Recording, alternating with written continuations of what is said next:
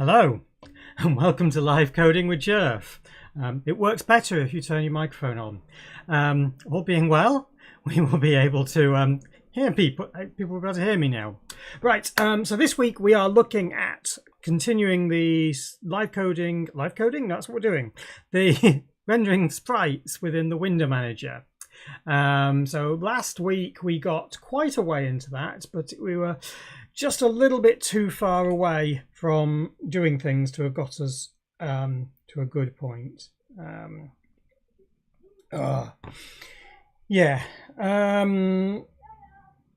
Hopefully he says, we'll be able to get this finished this week, and that'll mean that we can actually move on to the next thing, which is going to be icon rendering, which is putting together the text and the sprites, and rendering things like regular icons will. But to do that this week, we have to get ourselves through all of the bits that are needed to really say that sprites are working. So, first thing we'll do is I'll squidge you over here a little bit. And just move that camera a smidge so I'm a little bit more centered. There we are. Okay, let's just see where we're up to, because it's always useful to know where we are before we start. So let us talk about the actual locations. So here's where we were last week. We were looking at the CI runs that were working. They are working. Cool, hey? Right, so here's the repository. So let's put that on there so anybody who wants to follow along can do so. And what we've got at the moment is some very simple, reasonably simple, rendering code. So we'll just make sure it builds. Dum dum dum. Yeah, there it goes, it's built it. And then we'll make sure it runs. So pyrodev common, not any example. What's it called? I can't see it in there. It's called it. Oh, come on, mine is O. Wimp Sprite Render. Here we go. That's no use because that's not going to show me anything. It's just going to. Ooh. Okay, it's got options apparently. I've forgotten how we do this. So I want it in WX Windows, and I want it to. Actually, no. What we usually do is we do it into GOS, and then I run it manually, don't I? So I do it this way, like this. I think that's how I do it. Right. Yes, we've got Dave Bag of Spanners here. So hello. We will see whether anybody else is around. We've got 4 viewers apparently. Woo! It's quite nice when we've actually got people here to watch. Right. Wimp Sprite Render Tile. So this proves that. Sorry, in AF directory. AF32 Wimp Sprite Render. Could not render. It does not exist. Oh, yes, that was the other thing. Icon sprites. Sprites 22. There we go. And then tile. Oh, and I also had it going into a more colourful. All right, okay, let's go back to there and we'll restart it. So first thing, icon sprites 22. Config view.mode. Let's use mode 28 because it's a quite colourful mode. And then we can go into GOS. Okay, that'll be a bit better, I hope. Right, move that up there a bit. Okay, now try that. There we are. That's much nicer, isn't it? A scratch on my monitor. I've got a scratch on my monitor. It's only visible because I've got a light background there on that tile. Right, so that's what the tiles look like. And all forms should show us all the different forms of sprites. There we are. And some of them go a bit slowly because, well, we got a slow code path there. But again, not a big deal. We can sort it out at another time. The bit that's being frustrating is this bit here. So these that are the selected colours, that's just inverting them at the moment. And that looks pretty awful. It looks pretty... And the reason for that is because inverting is a really bad idea. It just is not a very good way of doing it. So what I'm going to do is I'm going to very quickly, I think I demonstrated this last week, I'm going to put RPCMU and I'm going to show you what it should look like when we select those. Although it won't be quite the same because apparently I've got different sprites, which is odd, but Right, so we have a look in here. Stop that. Right, so we have a look in here. Look, there's the sprite, and then when we select it on here, it becomes a grade version of that. And if I remember, I don't remember how to do this. Wimp, I can't remember what the option is. Wimp, is it visual flags or selection? Oh, I don't know. Wimp. Palettes, right directions, fonts, drag on. Visual flags, that's the, there we go. Visual color flags, special highlight, background color, so the background of normal selected icons, and the foreground color. Okay, so I think it's foreground color that's the important one there. So I'm just going to do that and see whether that helps us. So Wimp visual flags, special highlight, background color. Not a mouthful at all. Wimp visual flags. Actually, do we have line editor on this? In case I have to type it again. I do. Wimp visual flags, special highlight, 4 color. And we'll make that a mid green. So 44. Is it BGR or RGB? It's RGB. 44. CC44. How's that? Does that sound sensible? No, it didn't do. That didn't do very much, did it? That was quite boring. Is that because we've not got a high enough coloured mode? 16 million. No, that's not the reason. Special highlight, foreground colour. Is it background colour I should have used? I don't know how these work. I mean, I may have written them ages ago, but back colour. Ooh, oh, that's a bit harsh, isn't it? Yeah, should we just make that a little bit darker? Make that 8.8 instead. So maybe that made that 2.2. And then, oh, that's not how you. Oh, what have I done? Don't know how to use line editor apparently. That's a better one. That's not too bad actually. That's quite a nice colour. So that, what was that? That was 228822. I could probably get away with 226622. Yeah, that's a bit nicer, isn't it? So yeah, there we go. That's what we want it to do. So it's basically tinting it that colour, and in theory, we should end up with a sprite that looks slightly nicer than that. Now I don't remember the algorithm, so what we're going to do is we're going to look it up because, I suspect it's just blends to that colour, but we'll give it a look at because we don't know. So let's see if we can find that. Projects, Riscos, sources, desktop, Wimp. Oops, Wimp. Yeah, so there we go. Let's have a look at this. So, come on. Show me the files. Oh, there aren't any. Oh, because I'm looking at commands. The Wimp doesn't exist with commands. It only exists in modules. Yeah, okay, let's try that again. There we are, that's more like what I was looking for. Right, so we want the highlighting colours. So where would that be? It would probably be in the colouring file, do you think? Oh, it's thinking. Let's see. Yeah, okay, fine. You've done your thinking now. So let's have a look at the colouring. Tinted icons. Does a tint thing. Inverse function. This is the one that starts doing things. This is duplicating external invert color. Alley highlighting. This is the new highlighting for 2.21. If it's inverted, if it's not inverted.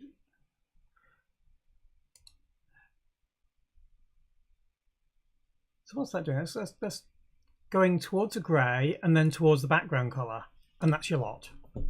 That's the entire thing. So make it. No, it's not. It's just blend 50-50 color and the background color you suggested. And this is grey fades uses a different option here. Ursula highlighting. Yeah, Ursula highlighting used a. Oh yeah, that was a horrible thing. It tried to make the greys into something different. Oh no, I didn't like that in the slightest. That's all Ursula. Ursula. True, false. Not Ursula.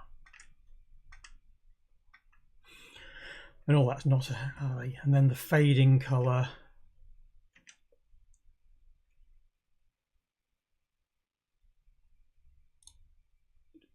Okay, so I did some magic there as well.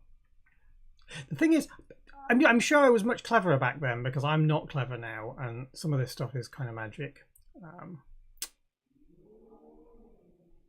Fading true color icons. That's purely fading, so yeah.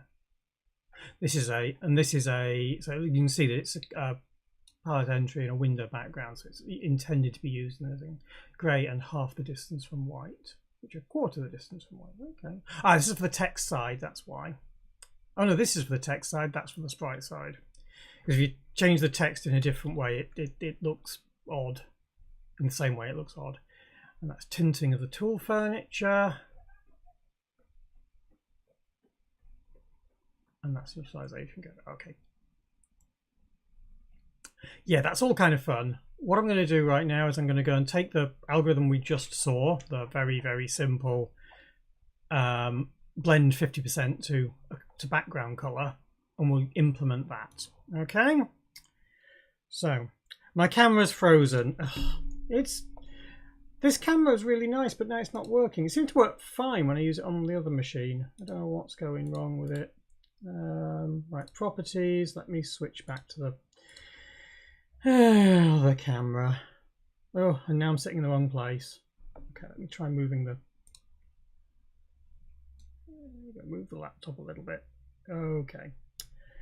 All right, maybe I need to rethink how I've got the camera connected. Although the camera I've tried it in different ways, whether it's direct to the machine or not, and it seems to have just... I don't know. It's rather sad because I like this camera. Maybe I need to get another one. Don't really want to get another one. That's really not a... Oh, I'm floating. Let me just move myself down a little bit.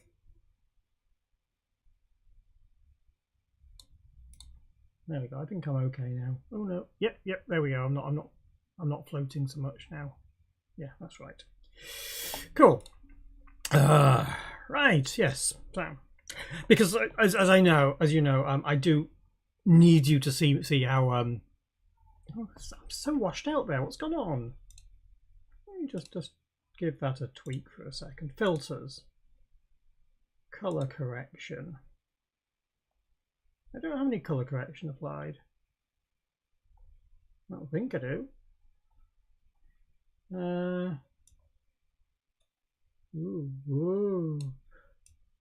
Ooh, no, that's not right.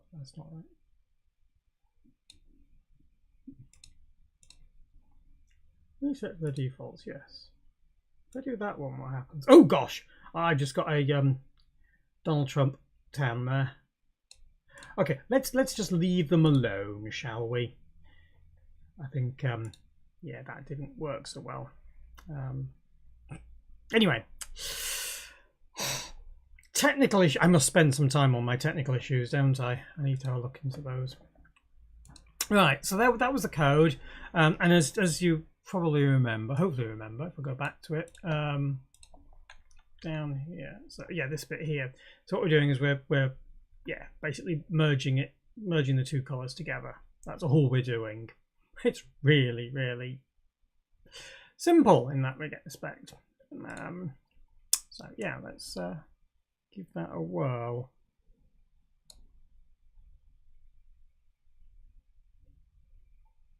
Okay.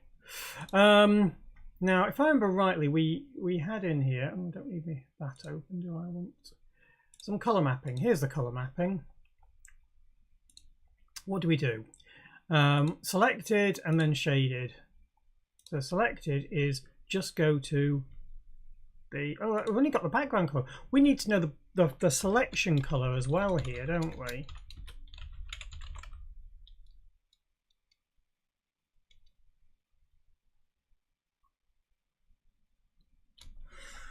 What does that...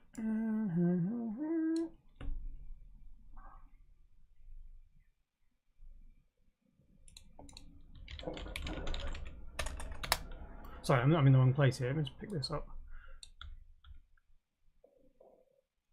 New highlighting for this. Yeah, so true background color must have been set then. And then we fade it with a separate one there.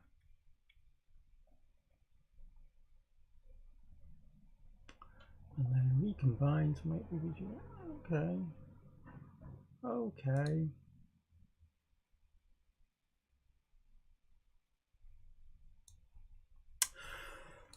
So I need the background color and I need the selection color because they're different. It's actually the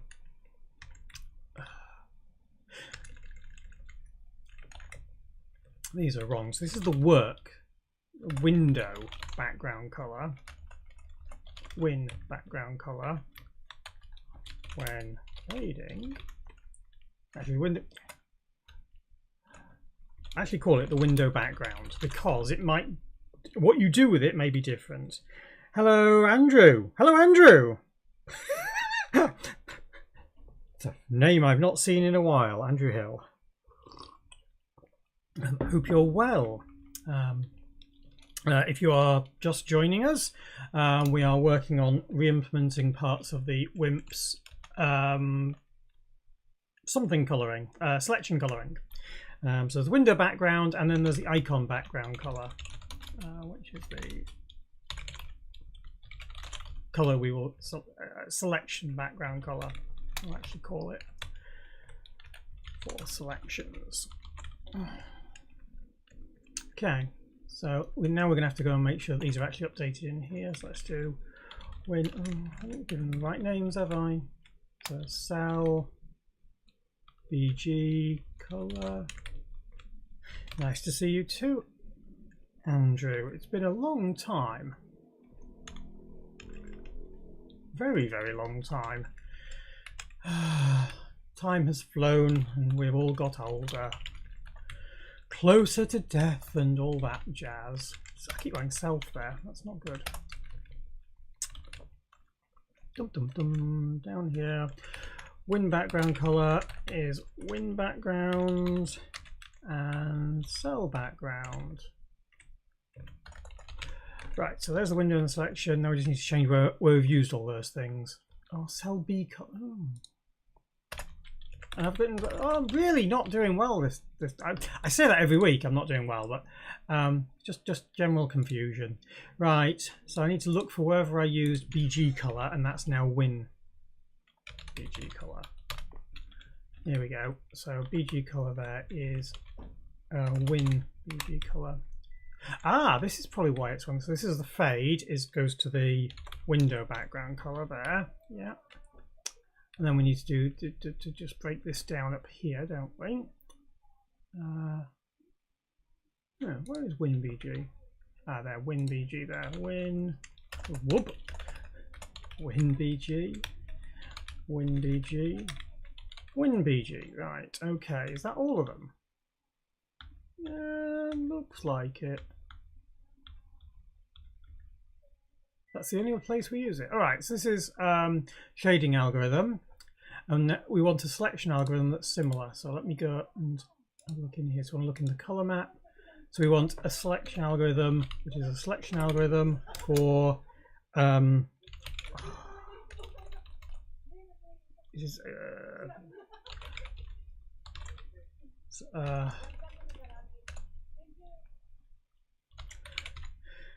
it's a select blend. That's what we're going to call it. I select because we're selecting, not select because it's a selection. Dave says, take a drink every time Gerph complains about being tired. This is not a place where I really want people to be coming away completely plastered.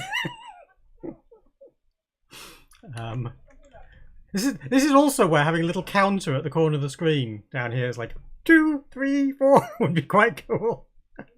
Or am I just sad? I think I'm just sad anyway. Right, so select blend is what we're going to do there, and we're going to make that into a thing here. Where do we do this? So yeah, the inversion is literally just that. Yeah, and then we have select blend which will be color equals color. Yeah, so here we go. This is the algorithm we were using.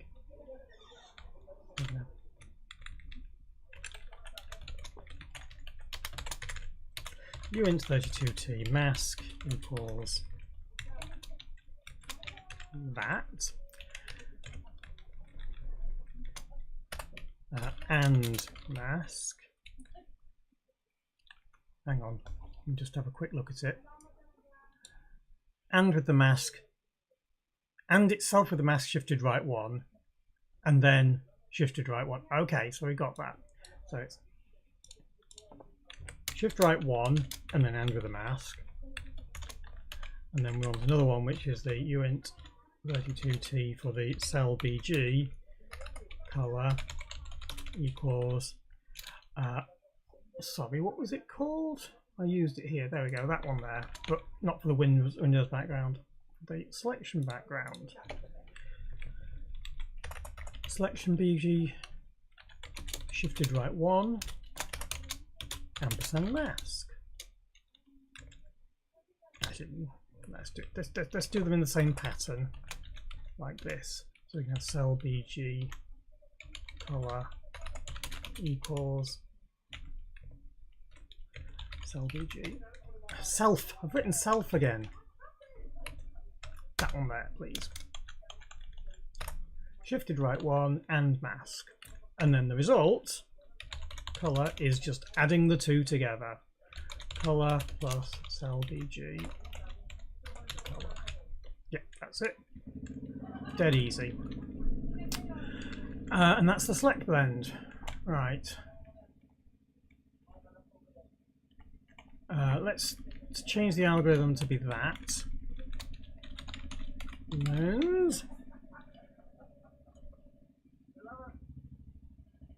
And somebody said, man, it looks so alien for me as a C++ guy. The naming conventions are completely different. I am also a little bit weird in that I've come from a much smaller environment, so I tend to use smaller names and so on. So yeah, I tend to strip things down. And do remember, I am converting from assembler, so a lot of this will just be like, yeah, naming fine. You do tend to write things a little bit more verbosely in C++ than if you're doing Java.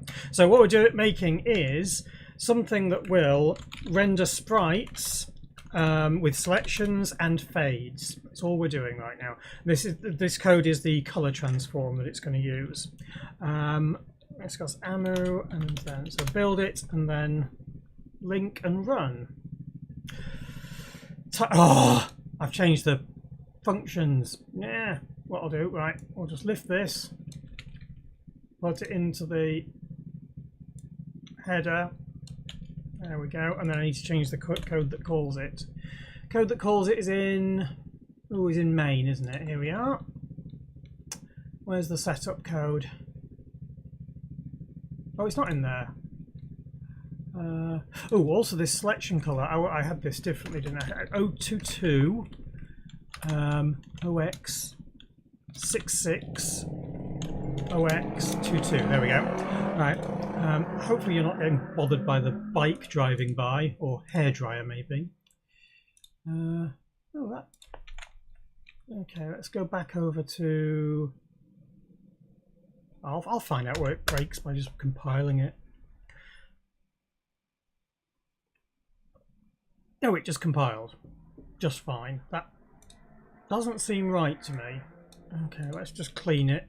I don't feel comfortable with that. I think I've got my headers not depending on things properly, so we'll just rebuild it. And it'll tell us we've got something wrong somewhere. Yeah, there we go. Oh, we've also forgotten printf. That was stupid. 188 in Wimp Sprite. I want the selection background. Do you have the selection background in here somewhere? It's called selection color there. Okay. Where was it? Here. On the W sprite to selection color. Let's just tidy that up so it's not running over multiple lines. Okay. Oh, and whilst I'm at it, let me include std.io. Studio. Okay. Build and run. Come on. What compiler is that? It's actually Norcroft compiler. This is all running in the Riscos build environment. So Norcroft is the original ARM compiler for C. So we're building things for Riscos. This is Riscos here. And as we hopefully will see in a second, we'll see how badly this has worked. So tile shouldn't be broken. Tile isn't broken. All forms. Hey, that's more like it. So we've got the sprite normal, sprite selected, sprite faded, and faded and selected. I'm making an OS, yes, that's correct. So this is the Python. So this is a Python version of the operating system, and what we're doing now is we're turning it from Python into C code.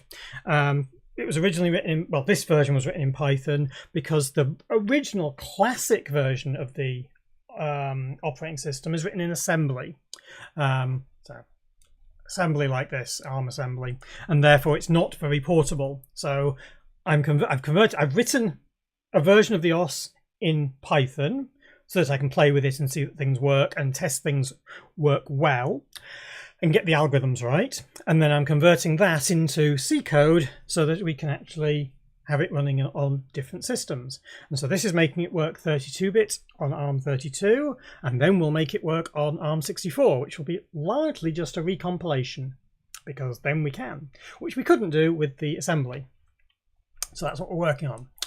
And as you can see, we've now got some nice sensible colors here. This is looking nice. I like these selection things. So these are regular, half size, regular but unscaled, half size unscaled, which doesn't mean anything because you can't half size something that's unscaled, and then the same again, selected, faded and selected. Cool. So that's working. Status commit, add an implementation of the nicer selection colors. Selection colors are now fading to the selection color rather than inverting the text. Software equivalent of steampunk. Yeah, I think that's probably fair, actually. I think we should probably make that the tagline for some of these projects. Right, so that's now pushed, and anybody wanting to have a look at the code, there you go, it's all up there. And in theory, let's just quickly check that it does work. Ooh, what's this? What's this mean?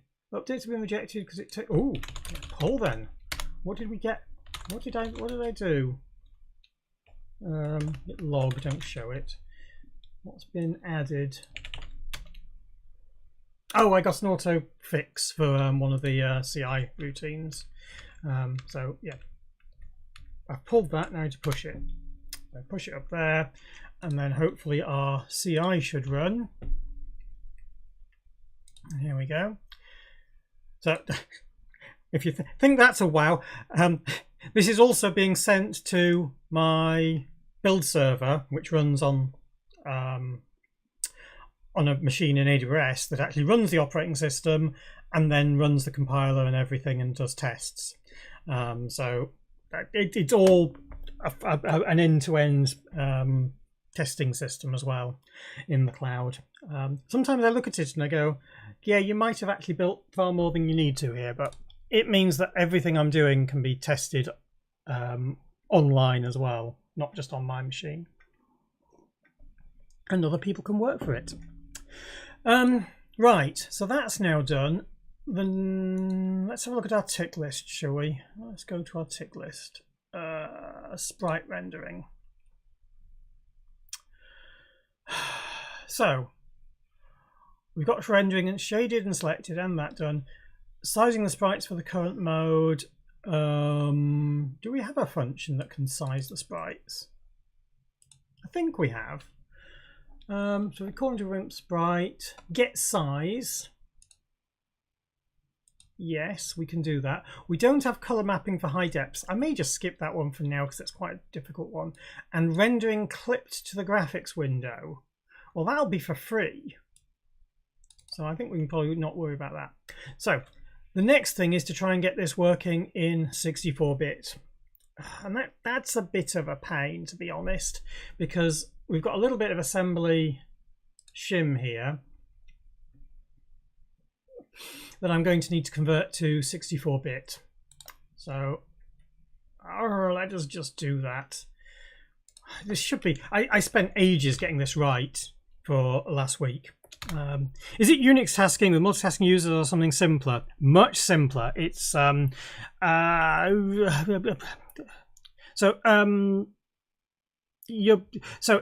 it's cooperative multitasking is the operating system, so that's very, very different to what you're probably used to. Yeah, it makes it very different for things. Yes. Yeah, and it has a small following of people that still use it. And I just want to try and drag it into the late 20th century, never mind the 21st century.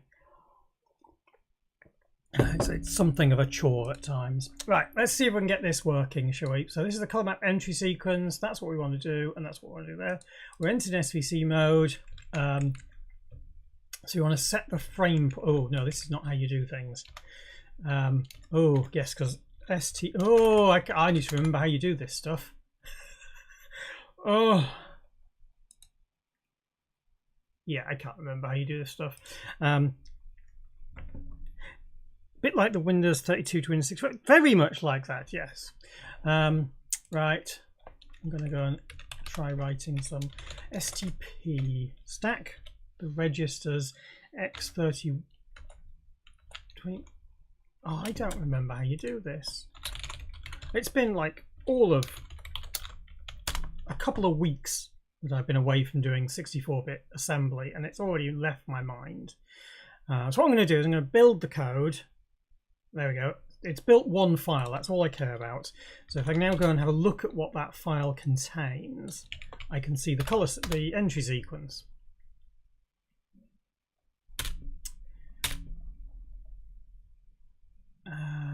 This is the instruction I want. There, thank you.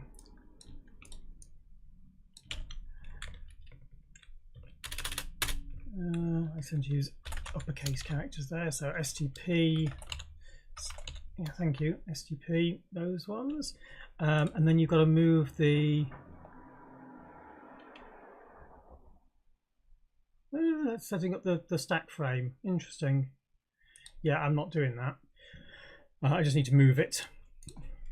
So mov x29. Come on, 29, SP. Oh, that's wrong, isn't it? That should be minus 32. Minus 16 exclamation mark. That's right. Yeah, I'm pretty sure that's right.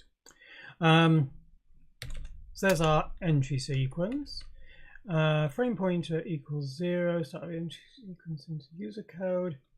Oh, I also need to preserve. No, I don't. No, I don't. That's the frame pointer.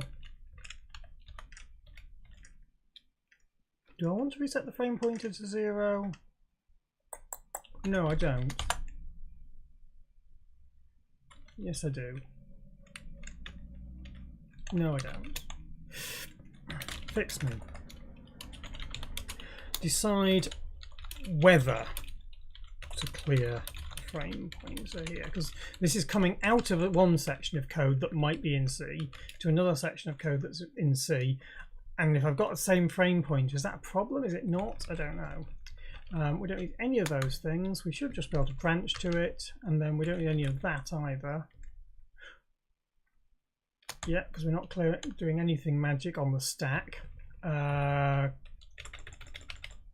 V, and then we want to return, which is one of these.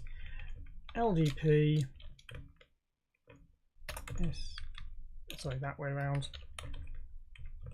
16 afterwards. No, other way there. That way. 16 afterwards. Okay, that should be the entire entry sequence for 64-bit, I think. This might not work.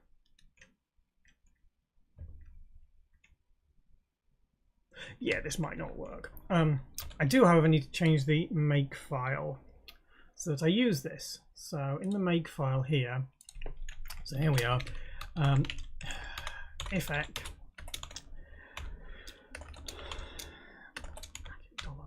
bracket build 64. If we're in build 64, oh come on, finger's not doing the right thing. Objects plus equals 64. Otherwise, if we're in 32-bit, we just use the other shim there. I don't like deleting tabs. Tabs are just pretty evil. I know people will disagree with me on that, but it's frustrating. And I'm not used to it and it hurts. Yeah, that's just me. Right, there we go. That should now work. I say it should work. There's actually... Operand 1 must have been integer or stack pointer register.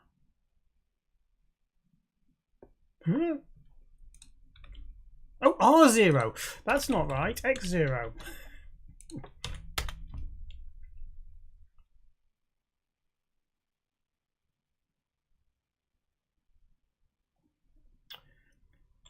Right.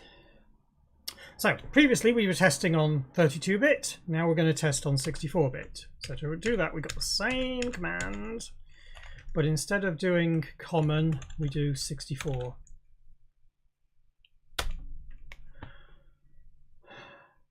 I've just built the 32-bit version. Okay, fine, that's not a problem.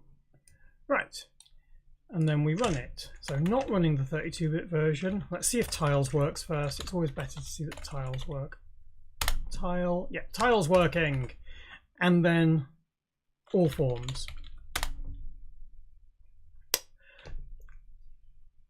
That is not working. Okay, so that went bad. Color trans generate table, we called that, and then we went bang. We went bang badly. Why did we go bang badly? I guess we're just going to Pyromaniac debug. Let's turn on trace block. Yeah, we'll use that. Okay, and then try that. So what were we doing? It was on the return it crashed. We pulled back some registers and we went bang. What was... So the stack pointer is there. That looks like a stack pointer. At one point I wanted to actually print out what the stack contained as well. I don't think I ever got around to doing that. It's not even on a branch. It'd be useful. Undefined instructions. So basically we branched off to somewhere that was dead. Somewhere that was dead, that's weird. 590C, 950C. It got all the way over to here. Oh! Return. It fell off the end. Oh, hi Andrew. Other Andrew. Multiple Andrews. Oh, I've just exited.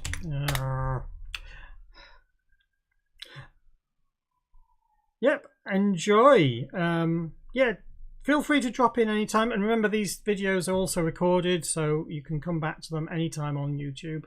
But lovely to see you. It's always nice to have old friends turn up. Yeah. Well, all being well, let's see what we got there. No, it still blew up. Oh, because I didn't actually compile it. Yeah, let's actually build the code, shall we?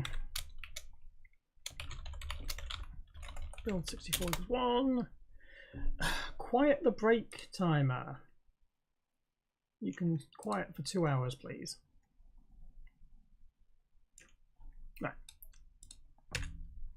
and then run. Ooh, it worked!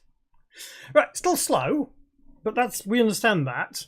And now we've got some rendering that works in 64-bit as well, which is cool. And we can see that both selected and shaded are working there, which is nice.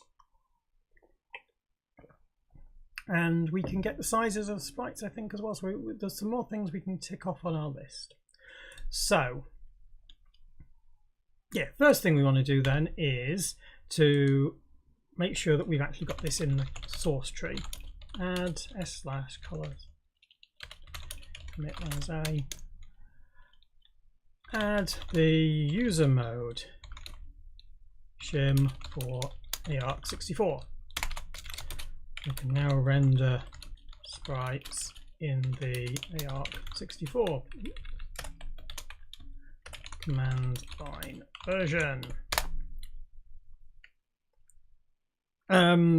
Is there a reason you've missed that selected things are going green? Because, so yes, you've missed something, but that's fine. If we go back to the main in here, I've changed the selection color to be 226622.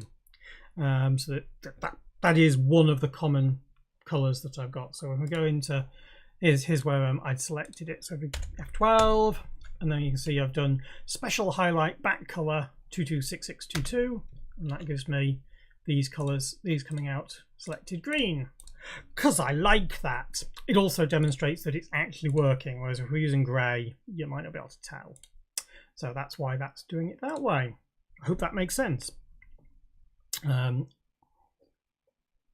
Right, so that's now done. We've now got that working, and obviously you can select any colours we want in the future. Let's go tick off some bits, shall we? Let's find discuss status here. Here we are. Right, so I've gone to the wrong directory again. Oh, I clicked on status. I did, but it didn't do anything. There we go. Right, okay, so status, search for sprite render. Here we are. So we've now proved that shading works, selecting works, render selecting and shaded works. We haven't done the color mapping for high depths. I'm going to skip that. I'll do it in my own time or whatever, because it's not hard, or I might come back to it later. I don't know. Sizing the sprites, I think we've got, and we need to prove that the rendering clipped works as well. So let's have a look at that one. I could do a purple version. Always do a purple version. And then sprite, and when do we click it? Okay. So we've got those. We also need to implement swize. So let's actually have a swize link here for Wimp Sprite, Wimp plot, not plot icon, sprite render.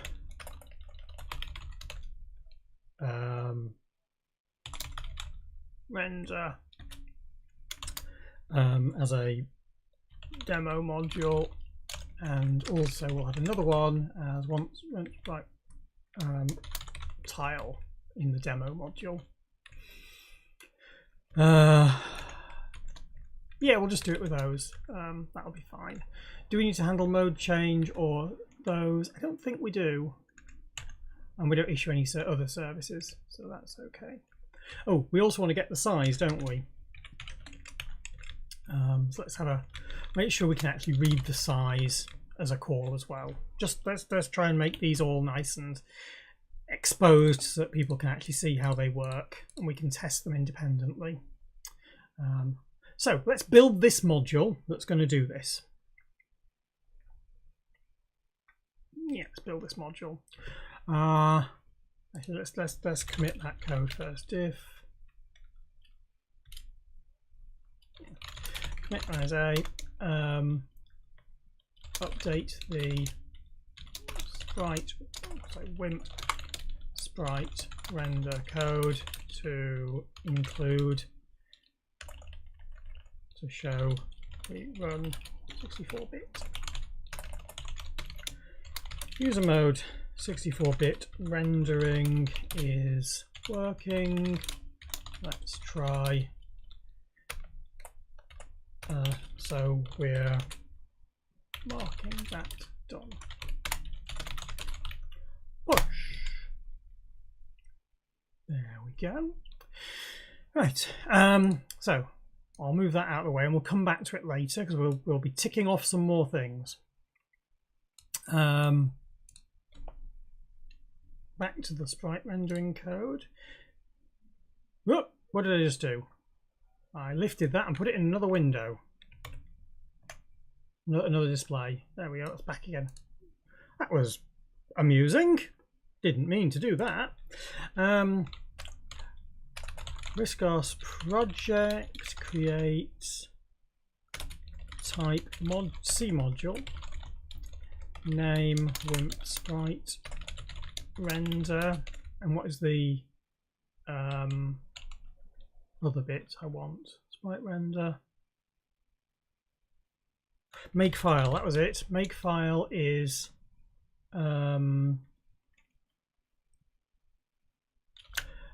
make file mod, FE1. I also want the skeleton because then it'll give me all the bits I need.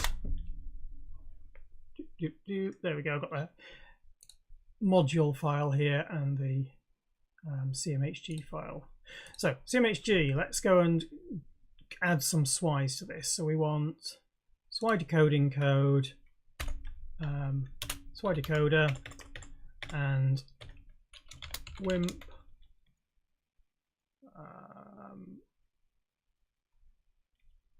Sprite Render is the name. Hang on, how do you do this? It's a decoding table I'm doing here. That's what I want. The decoding code is... Actually, I don't want the decoding code. I don't care about that. Get rid of that. I'll just put it into here. It's already got that there. Thank you very much. So the three things that I wanted were size, render, and tile.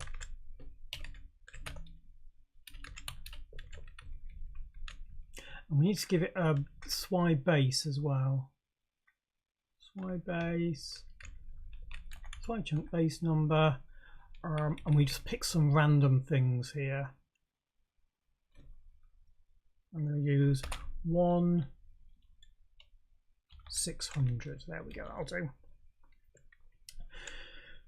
Okay. If we now build that, riscos amu -f makefile mod. Chunk defined but no SWI handle. Oh, yeah, because we've got to actually define them on here. So this is SWI size, SWI render, and SWI tile. That'll do. Hopefully that'll do the job. It'll be happy then. Yeah, those things are not defined. So what we do is we pick them up from the CMHG file here. Size, tile, and render, along with that. And we can dump them into... Oh, I might as well have a new file called SWIs, mightn't I? And actually put the SWIs in a separate place. Oh. Except if I call them SWIs, it'll get confused when I include SWIs.h. Let's rename that to Sprite SWIs or SWIs Sprite. SWIs demo. This is the demo module, isn't it? Because this is not actually going to be how you do it in the real thing. In the real thing, we actually have Wimp Sprite op, don't we? But that we can't implement here, I don't think, because it's not the same thing.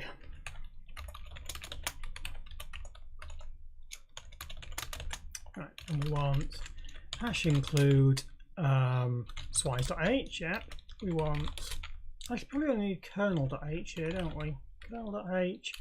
We do need swis demo.h because we want our own header in there. I'm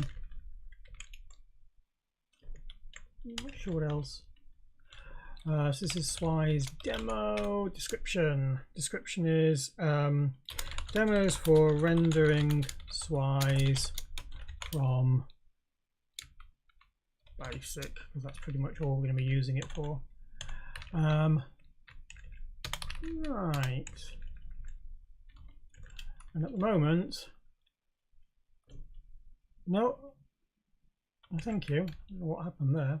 Oh, it got confused. It hasn't got around to doing things right.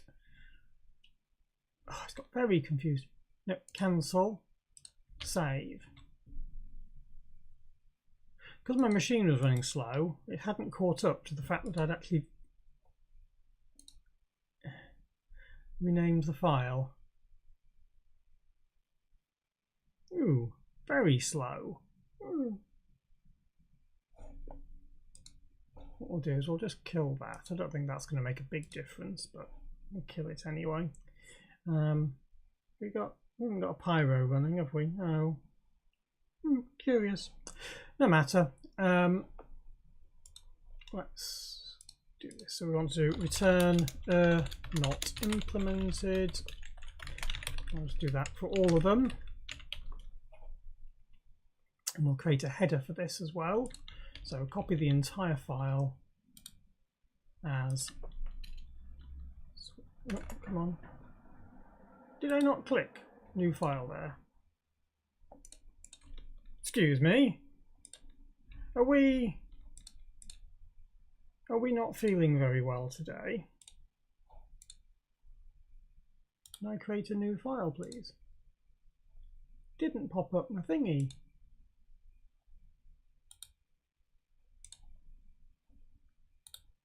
New file. Huh. Something's got a bit confused here. Error folder. This is my status stuff. Not got PyLint-RC. No other errors turning up in here. Okay, well we'll create it by hand then. Touch. Copy. C/Swy's demo to H. There we go. Very weird. I don't usually get Sublime being confused like that. Maybe it's trying to remind me I need to upgrade my license, which I do need to do, because I shouldn't be running it unlicensed. I'm using the old license that was the last version. I need to upgrade it.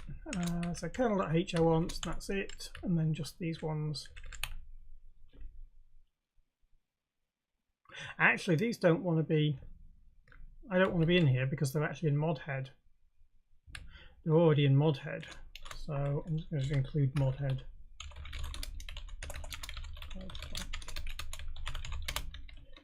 Otherwise, it will get me confused. And now, if we build the module again, make the module.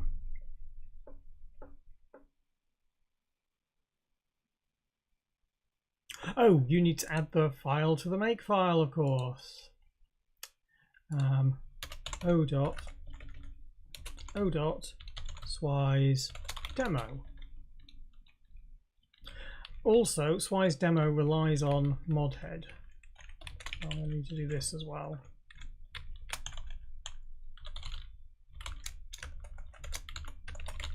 There we go. Build that. I haven't defined the error yet. Okay, let's do that. Error identifiers. Silly, no. Not implemented.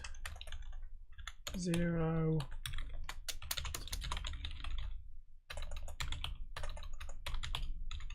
That'll do.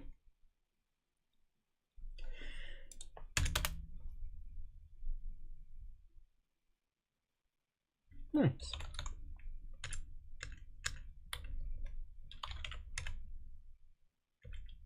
Hang on, was I in this window instead? That's why, because I was in this window. Right. And this time we want to do load module AIF that not AIF RM32 dot Wimp Sprite Render, and then we're going to drop to basic.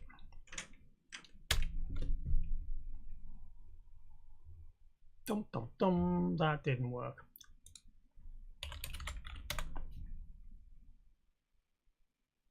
Oh, the load module is in Riscos syntax, not in host syntax, not Riscos syntax. So it should be that. Thank you. And you can see it printed out, Wimp Sprite Render initialized, so we can see that that's doing the right thing. Oh, we had problems with this because this is like tiny text and people can't read it. What did we do last time? How about we put ourselves into mode 13 instead? Yeah, mode 13. So we got much bigger text. There we go. Now it's much more readable, hopefully. So if we have a look at that, we should now be able to go supply Wimp Sprite Render size not implemented. Wonderful. Okay. If we have a look now to Git status, we've got a bunch of files in here that we need to add. So some C files, some H files, h/swice demo, and CMHG, and the makefile mod as well. We also need to set up the ignores. So we want to do create git to ignore the module files. Git status now. Okay. Add a stub module for testing with. Now have a demo module which does nothing. It has swice, but you cannot use them.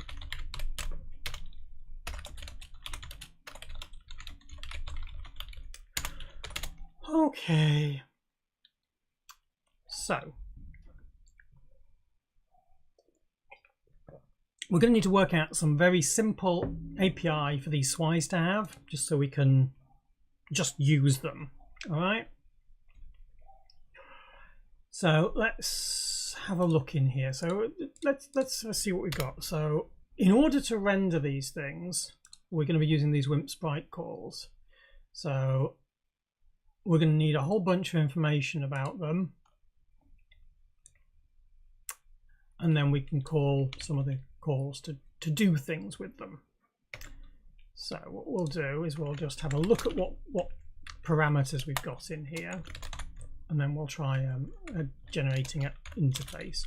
So this is Wimp Sprite Render size.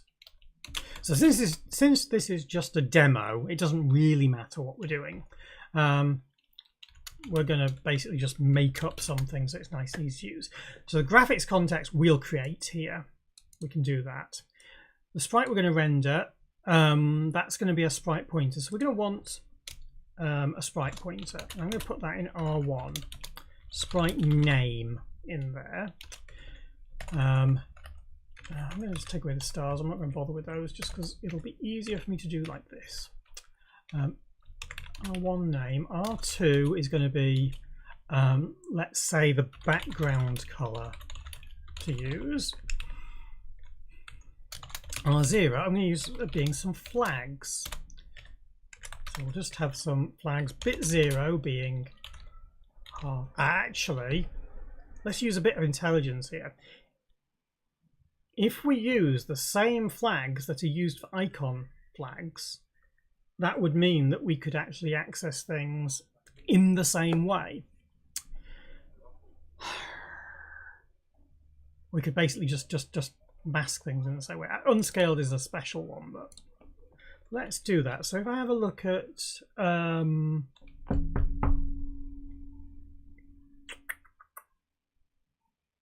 what I'll do, C module underscore.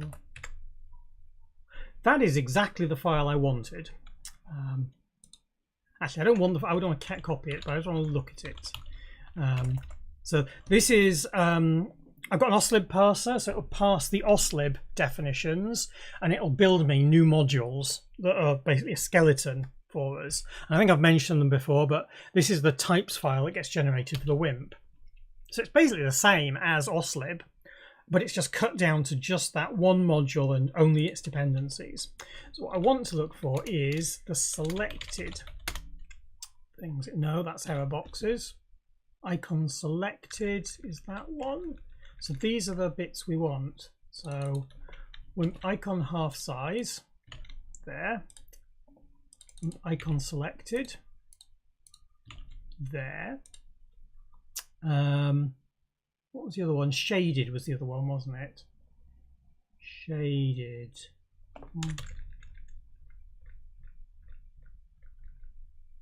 Am I missing it?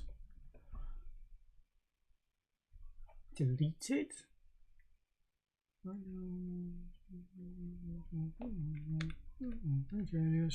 Selected ESG. Shaded. I missed it there. Right, there we go. Kind of want those numbers to be more sane, don't I? Let's just work out what that is.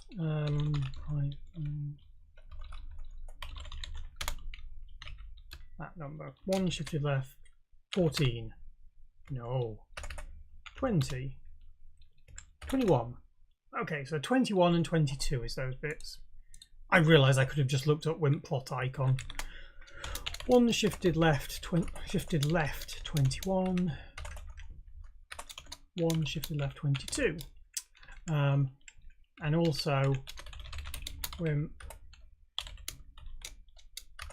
demo icon. So this is going to be unscaled. Sprite unscaled. This is a magic one. And we're just going to put that as... Probably ought to put it as something that was nice and... oh, I don't want to put them as icon flags because they haven't actually got icon flags at the moment. We'll do it as a uint32t. And all of those should be unsigned. Same for this one. Let's pick a flag, shall we? Which one should we use? Because we've got lots of flags here. What bit seems sensible? Oh, I need half size. Oh, I've got half size, sorry. Wasn't paying attention. Now I just... Nothing really makes sense for this, so I'm just going to use... Oh, actually, I'm going to pinch that one as well, indirected. So that's going to mean sprite name instead. Sprite pointer is sprite pointer, not sprite name. There we go. So these will have just, they're just so that they're very similar, not so that they're the same. I'll just use 23. What the hell? Yep. So here we go. So bit number 11 is half size. Bit 21 is selected.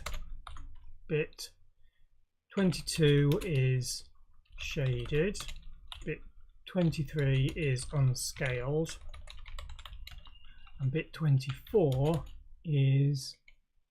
no, bit 8 is sprite...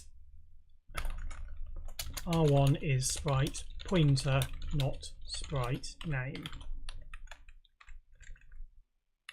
And that should go at the top, shouldn't it? Because keep these in order.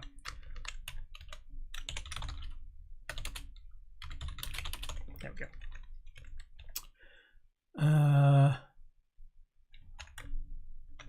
That's window background color. And this is selection color. There we are. Right. Now, this is what we're going to create. WSprite. WSprite equals a graphics. We'll get that from the context. The sprite pointer we will have to look up. So actually what we'll do is we'll not do that. that. Sprite.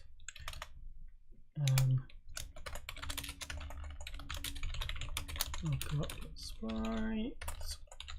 Which we'll do in a second. Half size. Should we make these into variables? Let's make them into variables. Inefficient, but not a big deal.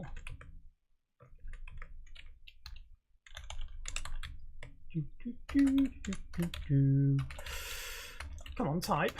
Thank you. Equals flags and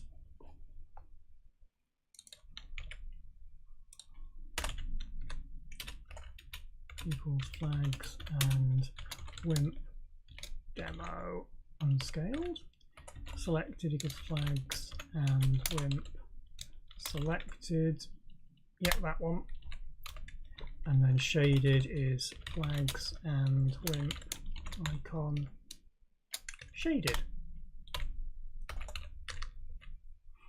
Oh, I've deleted them. Oh, that was silly.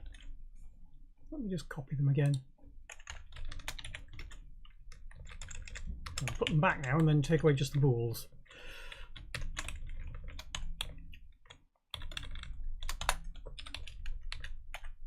And again, this is not going to be efficient and it doesn't need to be. It's literally just, this is getting something to work.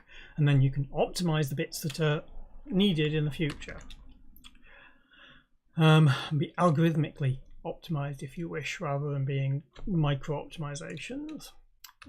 Targeting things. So window background, yep, we're going to have that as our window background here. So window background R to R bracket 2, and then selection color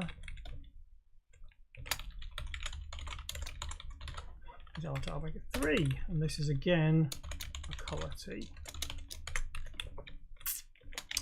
Okay, I haven't assigned flags yet, so I need to do uint32t flags equals uint32t R to R bracket 0, and then we want the sprite pointer. So we've got the sprite there.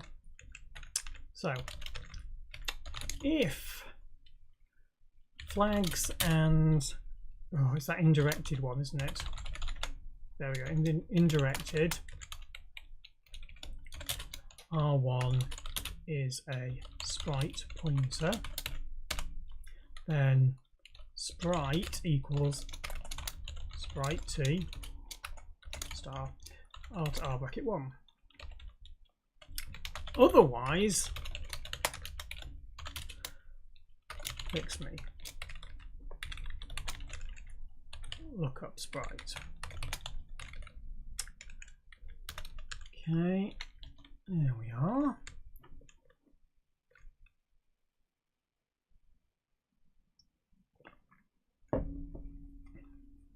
I need you to look up of the sprite. Now, I presume I did that in main in here. Find sprite, there we go. Oh, do I want to make that into a common function? That might be useful to actually have that as a common function, wouldn't it? Because we're going to want one for that anyway. Actually, let's just copy it for now, because when we actually put it into a real thing, we're going to want a different type of finding sprites, because we're going to want to look it up in different sprite pools and things. So just for now, this is going to just be copied into here.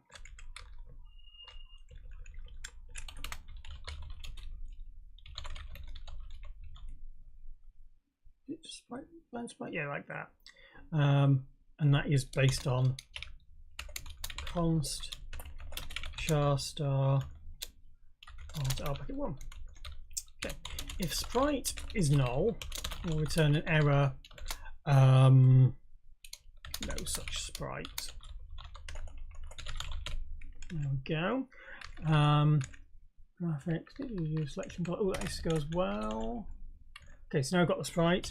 If w sprite null, return error, internal error. Might be a memory error, might not be, don't know. But right now we just return an error. And then we need to call something to get the size of that sprite. So how do we get the size of the sprite? It'll be in here, won't it? Get size, retrieve the size of the sprite we are rendering. That's easy enough. We return it into a bounds. Okay. So what we'll do there is we'll get bounds.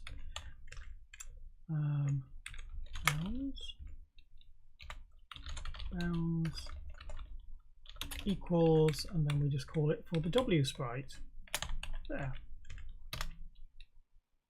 And then we return it. So let's return the in0 R0 equals width, R1 equals height. There we go. How's that? So R to R bracket 0 equals bounds dot width, and 1 is bounds height. And that's it. That's the entire size call done. Okay, that looks nice. I don't mind that. Yeah, not too bad at all. So, some things we've got missing here. So we haven't got graphics yet. We haven't got some of these headers included, and yeah, we're going to need to do a bunch of things. So let's just grab all of these defines here. Actually, I think not version num. We don't need that. We don't need swise either. So let's just do those in here. We don't need version num. We do need Wimp graphics. We need that. Yeah, that looks fine to me. Right, so we've got those. We now need to get a graphics context. Now we're going to create that in main. So we want to pin in the module init. So here's the graphics context being created there. So let's go and do that in module.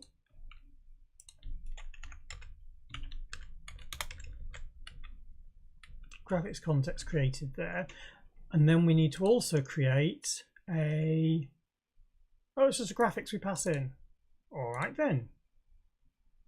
I didn't know graphics and G context. Where's graphics come from? Oh, that comes from up here. Ah, right. Wimp graphics create. There we go. One of them. So we want to do. I've lost where I was. Module. We don't need a G context. We just need a graphics. Okay. And then main. I need to include the graphics, that one there. Oh, and I'm also going to want to include the demo swise as well. Oh no, I don't, because we didn't call it. Okay, so that's that. And I don't want it to be local. I want it to be a global option here. So do that there, and then we assign it here. Oh, if graphics is null, we'll just return an internal error. There. All right. Now I've defined some things here, so let's go and put some errors in this. Internal error. I'll just give these all zeros. It doesn't really matter what they are.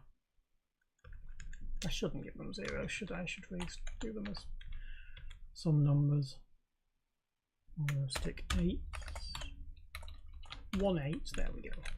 Some random number, so we'll just have them auto-allocated. Internal error.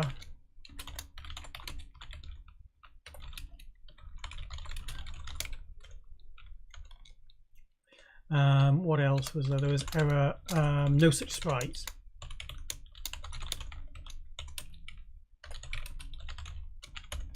I think that's all the ones I've defined. Let's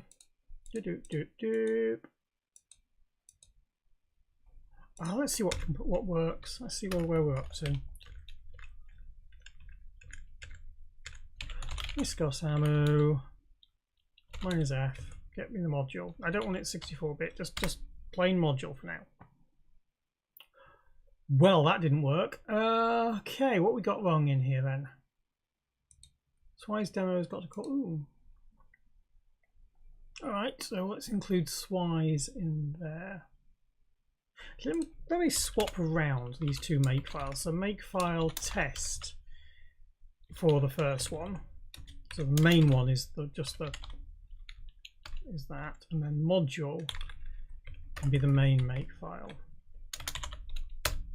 Which also means I want to just tweak the GitHub build as well. Oh no, I don't. No, I want to tweak the row build, sorry. Because it's the viscous part I'm caring about. So this is the test thing. And I'll add in some bits for the module. Build the module. No, I'll work that out later because we're going to be doing something special for that. Okay, so make the module. Excuse me. Lots of errors, which means that I can go back to here and I can just do build with the build in the editor and F4. Here we go, we've got some errors. Much nicer. I do need swice.h. I also haven't got dprintf and I haven't got exit. Oh, exit, we shouldn't be calling exit, that's so bad. We should call return null from that instead. And we'll print that as a debug message. Let's pinch the debug bits from in here and put them in here. And we'll also turn them on because we're going to want to debug bits of this, aren't we? What else do we have? Got those? Oh, we're going to Studio if we do that as well, aren't we? All right. Are we getting any comments, or has the comment died on my chat? Because nobody said anything. I can never tell whether YouTube's just stopped.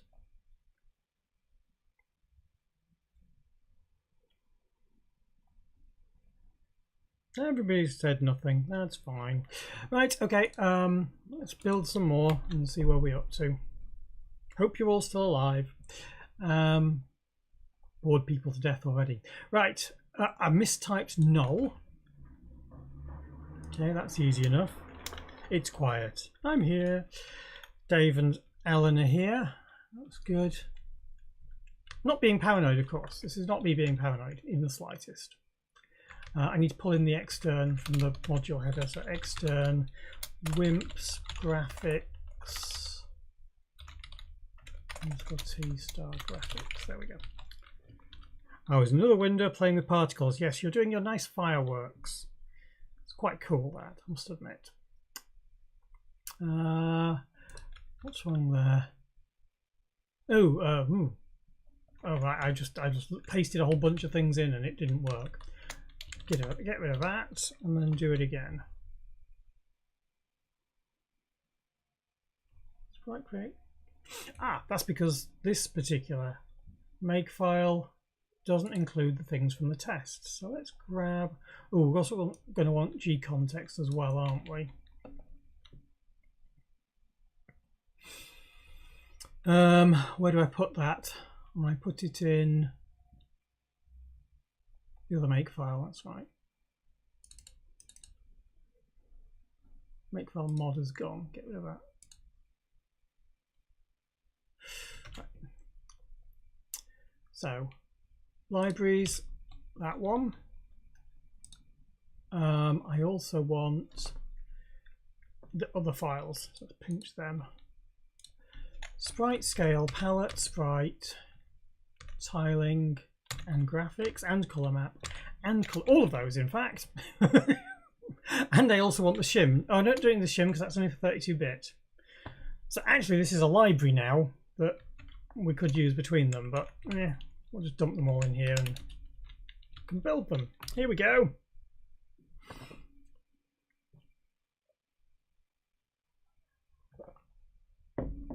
Right, what do we have failing here? Module private word doesn't exist. Okay, so we do need the module private word. That needs to be defined in module. So void star module pw module pw equals pw. There we go, that's now assigned. And then we need a generic entry for color map entry. So let's go and put that into here. So we should have a generic veneer. Here we are. It's called color map entry, and then we'll have another one for color map handler.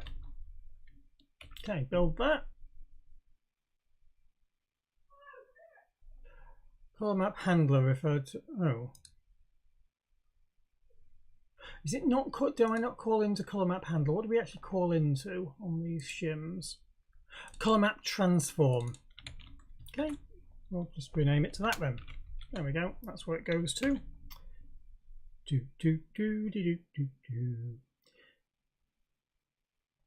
We have a module. We have a module. So having got a module, somewhere in here we have the load module commands. There we go. Viscos, Amu, and build that and drop to there. Okay, so if now we go into there and we do there's our thing. So sys size flags is 0. Just for now we'll make them 0 because that's safe. And then we want the sprite name, so tile 1, and I want to know background color is let's just give these colors, shall we? Background color would be DD00, and the selection color I said was going to be and 228822. Or was it 226622? I think it's 226622. And then WH. No such sprite. Oh, because it's not tile 1, it's tile 1R. We had this problem before. Oh, Y. H. There we go. 256 by 25. Is that right?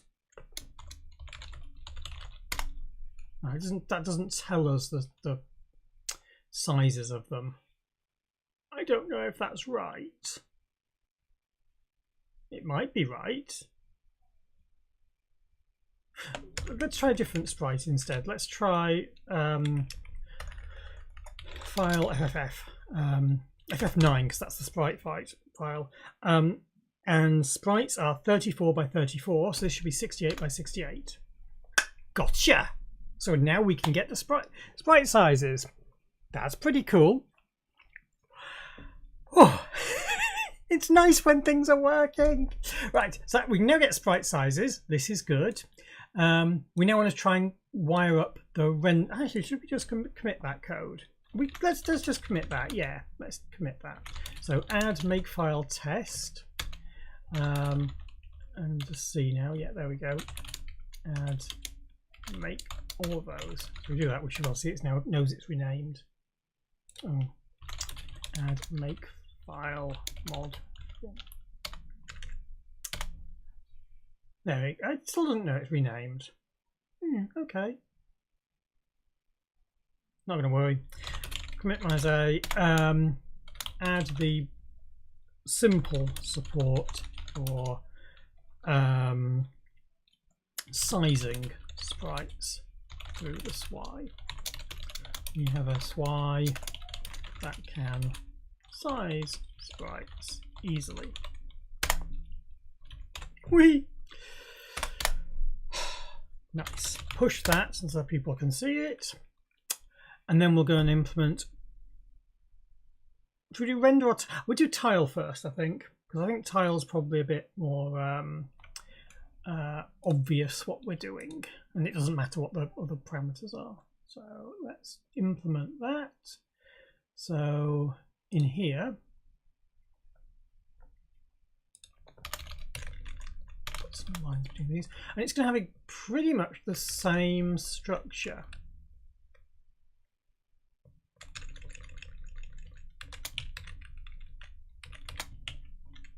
So that was size. So everything up to here is going to be exactly the same, and then we're going to have to just call the tile function, which, if we have a look in here, where is the tile? Oh no, not in this one. Let's go to sprite. Sorry. We do a render and then we say tiled. Actually, couldn't we make that into one of the flags then? We could actually make that a flag rather than having two SWI calls. That would make more sense, wouldn't it? Where's my SWI calls gone? Yeah, let's get rid of tile and just leave it as render, and then we can make it a flag. So this is how we do it in here. Yeah, please. So this is the bit we want to do here. So we're going to implement both of these in one go, which is kind of fun. Ooh, we haven't freed anything at the end of this, have we? We need to destroy stuff. So I'll leave a note to say that we've not destroyed anything. We need to destroy stuff. Yeah, it's important. And then this one, we need semicolon equals Wimp Sprite Render position. Yeah, we'll add that to the API. Add that to the API, and we'll have his tiled as a flag. In fact, we're going to have to move this. We move this up to the top like that. We can then just do that. Oh, this has got very simple, hasn't it, by comparison? So demo sprite tiled is tiled. You could do that, couldn't you? You could actually have a not a flag that was set to that. We could actually have one of the yes flags to mean this sprite should be tiled within the icon bounds. That'd be kind of cute. I'm sure it's not that useful, but we could do it. So this is not size, this is render, and we want bit. I don't know what bits I was looking at. Let's have a look less. I'm being reminded it's past. Yeah, let's get this bit done and then we'll have our break, I think. So let's have a look at selected. So one of these, what can we use to mean tiled? Oh, we'll use filled to mean tiled. That'll be quite nice, wouldn't it? That's quite a nice way of thinking about it.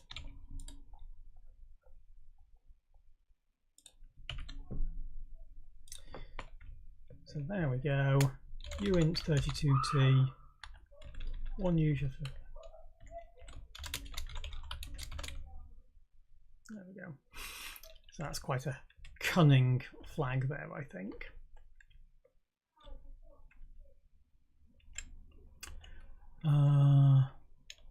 Not there, up here. Bit 5 equals tile the sprite. And also R4 equals X0, R5 equals Y0. And we don't need to return the size at all. In which case we also want to assign these. X0 equals R to R4. Y0 equals R to R5. I mean, this is not a good API, I don't think, in general, because you wouldn't want to use it this way. You want to create them as objects and then do things, but yeah, it's fine for now. Hang on, have I just implemented that without realizing? I have, haven't I? I've actually finished the implementation, I think.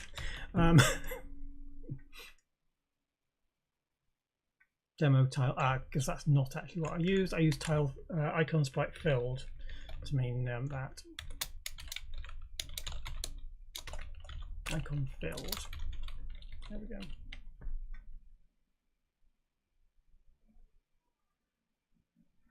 Yes, that's built. Okay. So one of the things that somebody said a while back, quite a while back, and I can't remember who it is, so I'm very sorry, was how surprised they were that when you got to this stage here, where you're just wiring things together, it suddenly just works. And it should be the case that if you've done it right, it should just work. You should be able to just do a render call like that and get it to turn up on the screen, because you've done all the bits leading up to it just fine. And if I now say I want you to tile that, please, 1 shifted left 5.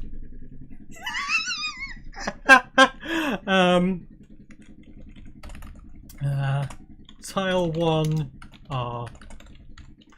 Right, there you go, there's the sprite tiled. And now if we go and change it so it's also got that other flag. What was the other flag I wanted? So I'm going to have to look at this because I can't remember the flags.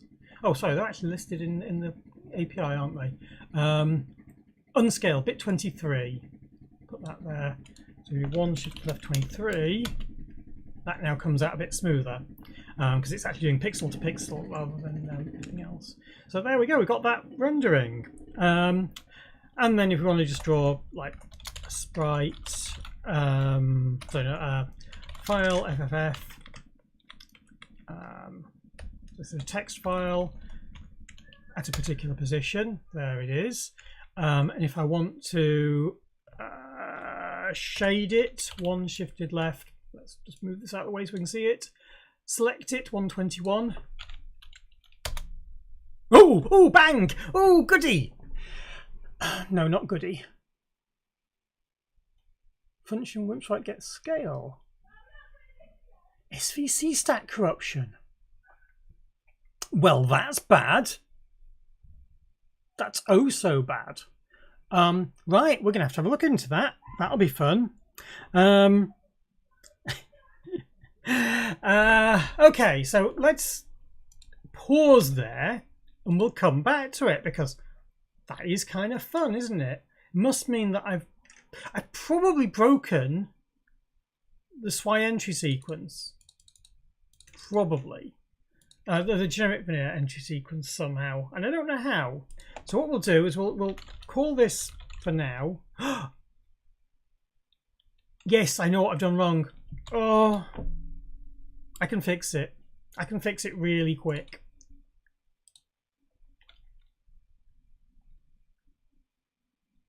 I can fix it really quick. So the problem is, if I look at color map transform in here, we actually pass in a color. Now, that's not the interface. That is not the correct interface for it. So, and you remember I went and said, oh, I'll just fix that to go directly to the function when I did the generic veneer. That's why it's broken. Color map handler there.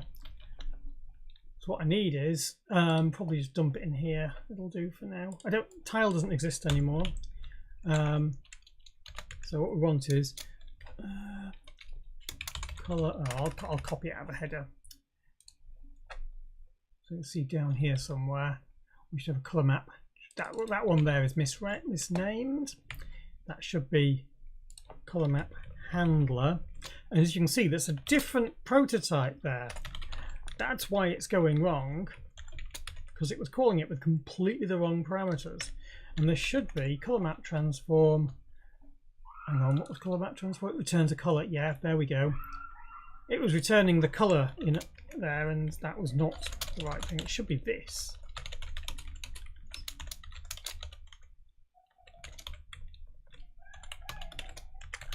Return null. That's the implementation I should have had.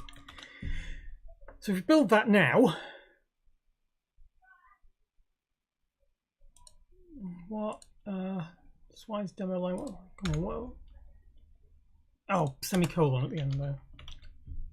Build that now. Color map hand you. Oh.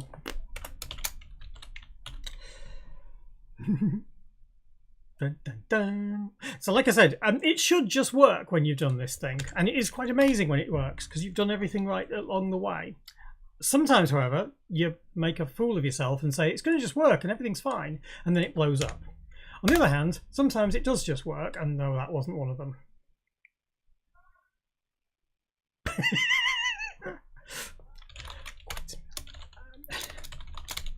Is that because I didn't delete everything? Let me... Riscos ammo. Clean. If it doesn't work this time, we'll come back to it. Because something else has gone wrong. It's fun, isn't it? Do it! Now it blew up again. I've definitely got something screwy in there. So we will come back to this. I will take a short break and we'll have a look at it afterwards. But we have got basic things working here. Dave says his day job is installing Xcode and then deleting it. And it seems to fix things. I'm glad I'm not using Xcode then. On the other hand, I have no idea what's actually gone wrong here, so probably we're in a bad place, but we'll see. Almost certainly I've corrupted the SVC stack, but we should be able to find something out, I hope. Right. Break for 10 minutes. So we'll be back around about 10 to 2:50 UK time. Yeah, that sounds about right. All right, so we've done well so far. Oh, just before we go, let's jump back over here because this will have rebuilt itself. Reload the page. Reload the page. There we go. 57% done. Got that lot ticked. Got some swipes to do. Don't think we need to handle these in this service, but we've got some bits working. Oh, and now we can also tick off that one as well. We might be able to tick off that one in shortly, but these aren't actually working in the module yet, so we can't tick off the. I can tick that one definitely. Right, okay. Time to have my break for 10 minutes. All right. See you in a bit.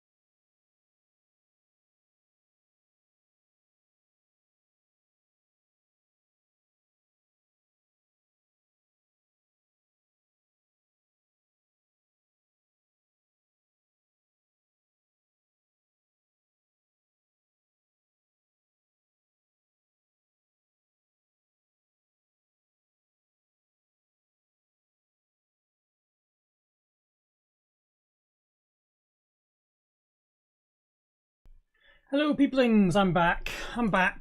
Oh yes, that's where I was up to, wasn't it? It was crashing. Well, bother. Interesting, huh? Interesting. I wonder what's gone wrong.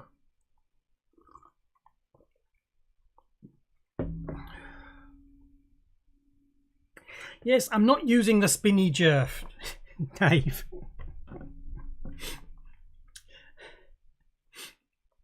People definitely don't want to be looking at my spinny face. Maybe I should. I don't know. Not sure. Right, so what do? We wrote some silly value to address 10. No. Hang on, we wrote a value to the stack which was invalid. So this is somewhere we did. Okay.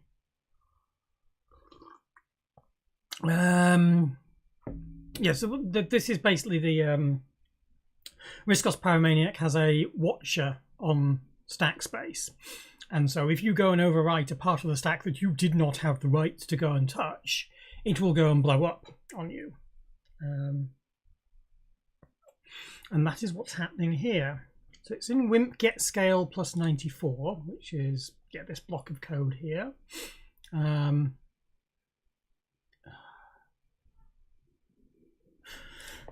Let me put trace block on. Pyromaniac debug trace block, because then when we actually crash, we'll get a list of what it was trying to execute. So, it's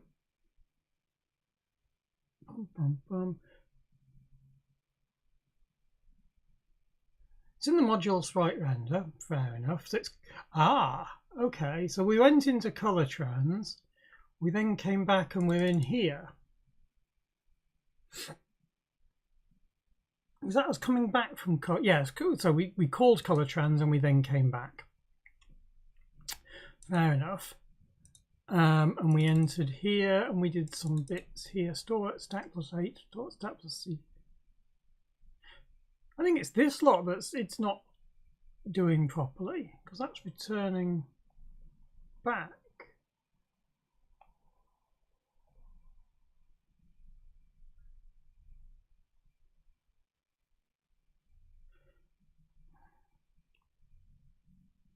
This is a bunch of tests for bits. This is the Swix call. Okay, so that's the Swix call. So this is the first call back. Is this going to the wrong place? Is this the call back from color V to do the palette transform? Yeah, we're in generate table. Because that looks like it's calling the wrong entry point.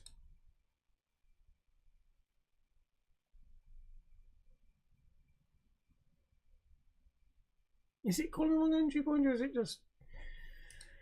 Oh, let me have a look. So what are we actually doing in here? Because generate table.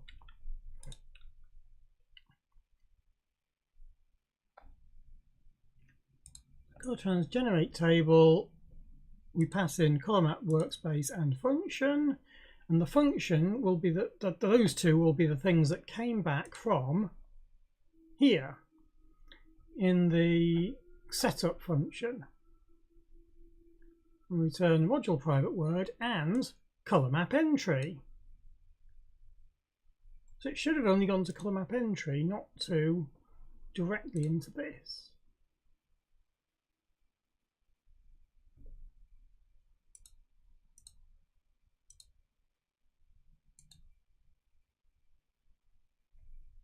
Because that doesn't look like that's a branch call.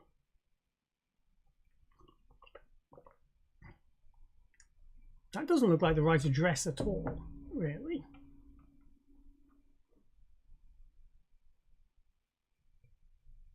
$7,204. Right, okay. Memory I minus 20 plus 40. And I'm looking at 72404, which is this here. Yeah, so it's managing to call into this address for no apparent reason, which is weird. Because it shouldn't have done. Alright, so color trans. Let's try it again.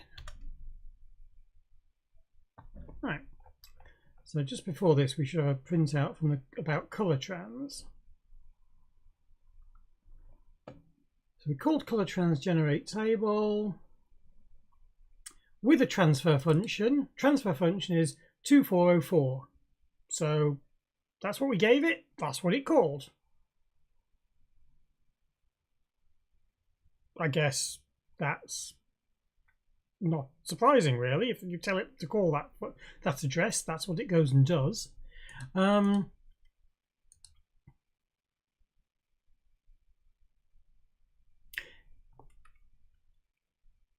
think that shouldn't be color map, and it should be that, not ampersand. I think maybe it's just I've got the two different forms in different ways. Let me just try that.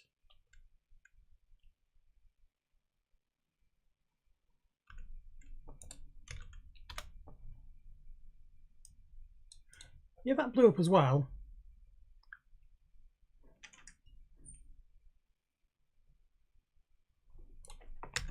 Let me turn on the debug.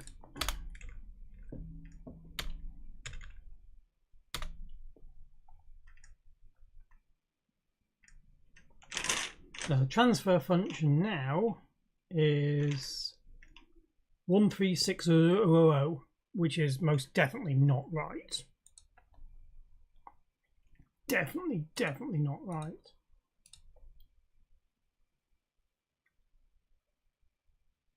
Why is that failing then? Because color map entry, that's how you're meant to use it.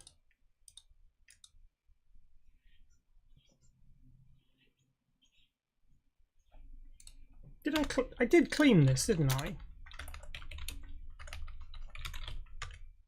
I cleaned and rebuilt it.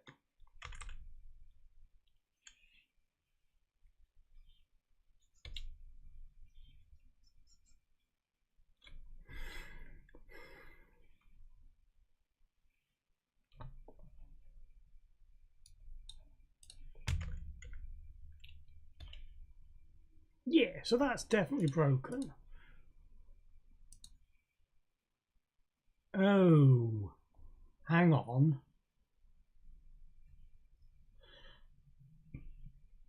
I know what's going wrong here. Linkage. It's a linkage problem. C defines minus D. No, not that one. In the test code, minus D test. Call it app instead rather than test. And then in color map, here we go, that's the one. Yeah, so if def app, do it that way. I mean, there's clearly something I got very slightly wrong with this. Do it that way. Make it a void star, and color map entry, which is defined somewhere. Is it defined in here? Yeah, there it is. Should only be defined if def app. Otherwise, hash include mod head. There we go. Now rebuild it. So I've still got some of the linkage very slightly different, only slightly, but enough to cause it to break. So now we're going to rebuild this and see what happens. Yep.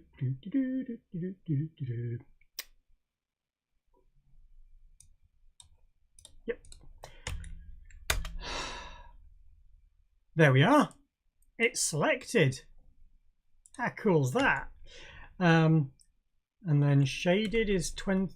Oh, I've forgotten already. Swine's demo. What number is it? Shaded is 22. It was 22. Pull that up to the front. So 22 shaded. There we go. And then both of them, which is 21 should have 3 should have left that. Hey!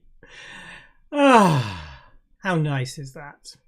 And of course, we've still got the tiled support, which was 1 shifted left 5. So if we do selected there, yeah, selected, and now selected and tiled.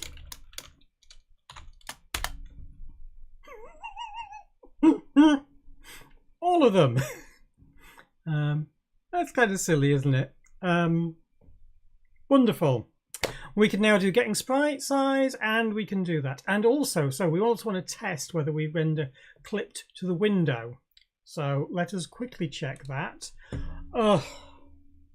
Video 28, I think it is. I think it's video 28. CLS video 28, comma 320 semicolon 320 semicolon, and then the top right corner 768 768, something like that. Is that how you do it? No. Is it 24 then? I think it's 24. Right. Render tiled.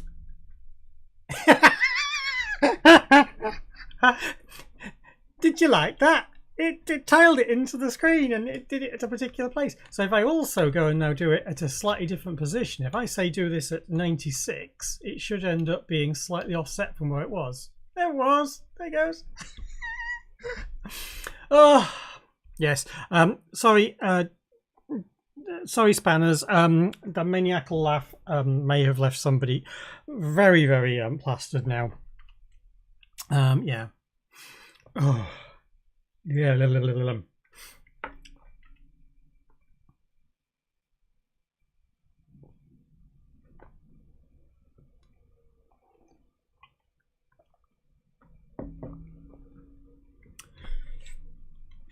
Right. There's some discussion about the Big Ben show. Right, so we now have that rendering. Pretty cool, huh? I think so. So status git commit -a. We now have rendering and tiling working.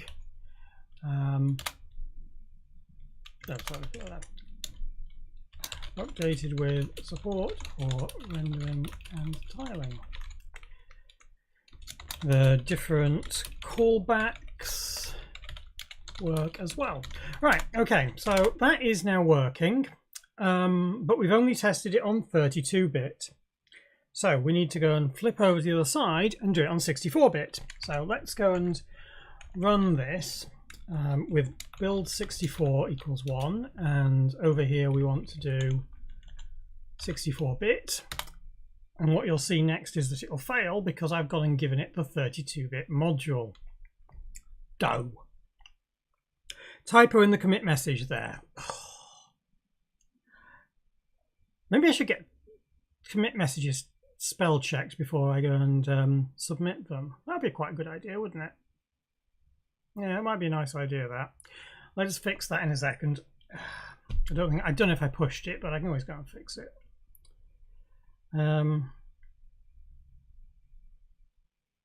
Yeah, that failed for that reason. Git commit -amend. Right, where do we get a typo in it?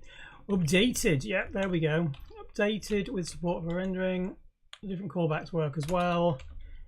So shading and selection work. Update it a little bit there.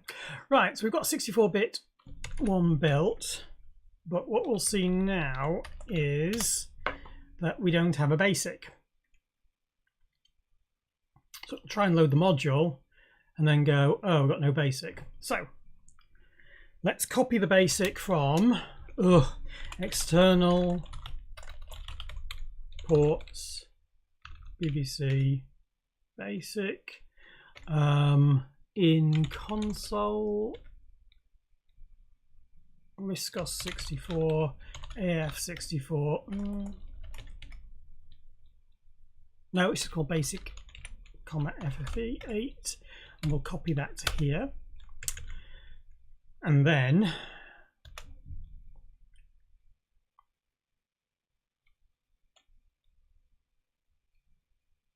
so this is why it's so vitally important that we have something like Basic, so we can actually do testing with things, because now we can call exactly the same SWI call, and if we've implemented things properly, we get it working and tested and stuff. So having Basic, and a Basic that actually can call SWIs and the like, is really important. And since we hadn't got one because Steve's still not got round to finishing it, this will do for now. Frustrating though it is, but we've at least got something that works. Just CLS, and let's just see if that VDU sequence works, because I don't know if it supports the semicolon. Ooh, it did support the semicolon sequence. It did that! How cool is that? 64. This is 64-bit, isn't it? Yeah, this is 64-bit. Yeah. There's a talk on BBC with you on YouTube on the BBC Basic that went up today. Oh right. Well, it would be nice if some of this stuff was actually communicated. Mojo programming language has never heard about it. I'm sorry, don't know that one. Sorry, just one of those other things. You can't do development if you haven't got the tools that you need, and so this is why I keep providing the tools that people need. And if you need something else, I will make them work. What's that doing there? Is that just locking? Oh, it was locking to the top of that window. That's interesting. And I move it a bit further, and it goes to the top. That's quite interesting. I knew MacOS had a bit of a locked regions, but I didn't realise it did. That's quite cute. I like that. Motors, maybe the LLVM creator, right? And the creator of Swiftlang. Well, there's another thing. Yeah. No, I haven't looked at many of these modern languages. Fancy new things. Right. Cool. I'm going to say that's good. And, oops, git status. Oh no, I'm still in. Yeah, I can actually do this. Git status will work in here. Oh, hang on. Star git status. And you can see. There you go, star git status. Yes, one file to commit. But now we've proven that this works. So over to here and update our interfaces. So we didn't need tile in the end, but we have got this. Sizing the sprite. Didn't actually test sizing the sprite, did we? Okay, let's test sizing it, shall we? Because that's the same call, pretty much. Where's size gone? It's in my history somewhere. Size, print width and height. Yeah, sizing works in 64-bit as well. So sizing the sprite works in 64-bit. There, it works click to a window. And render with color mapping at high depths is not done yet. I'm gonna skip out on that one just because it's not such a big deal, but it's also a little bit involved, and I'll have a think about it later. It's not a big deal, but it will be a little bit more involved. Yeah.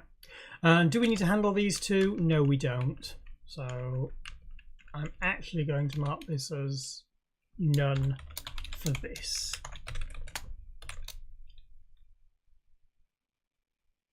maybe we should actually have. Oh, it doesn't matter. I'm going to mark it as not there because they could be needed for some things. But that is now done, which means that we can go to update the status. And if we find the sprite render section, it's no longer a stub. This now has, I think we can call this functional, can't we? Because it's actually usable by people. You can actually call those things and they will work. Functional. There we are. All right. Let's close that.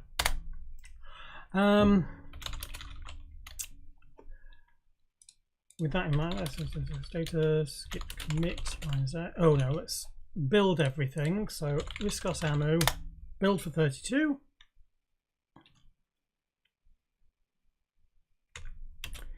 Build for 64.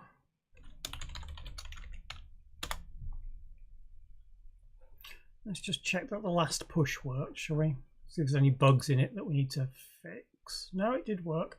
Oh, but I do also want to make sure it builds the module as part of the automation. So let's do that. So the easiest way to do that is to actually do create CI and then diff what it's produced, because it's going to produce something else. Git diff tool on row build. Oh, why have you gone to that? Stop it. Right, so this is the build the module path, and this is the build the command line path. So if we just copy the command line path here and put that at the top, so we've now got build the test component, test the command, load sprites into the sprite pool, run test command, run test command for the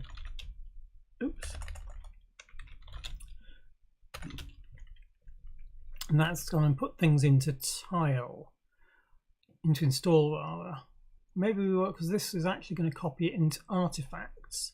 So let's change that. So make that instead go to artifacts. Make this go to artifacts as well. And this go to artifacts. Export the headers. Let me just recompare that. Let's make it a bit quicker. Right, export the headers and libs. 32-bit, 626-bit. Build for ROM. Build for ROM 26-bit. Check that it starts up. Run the. Oh, we could do a quick test of the command line as well, couldn't we? Because we've got basic in here, and what we just did was a simple program. So test. Oh. It's in my history. Less / dot. Is it Pyromaniac history? There we are. Yeah. Spin to the end. It's these ones here. Probably some of these. Yeah, that'll do. Test swise dot fd1 paste. Right, so first thing is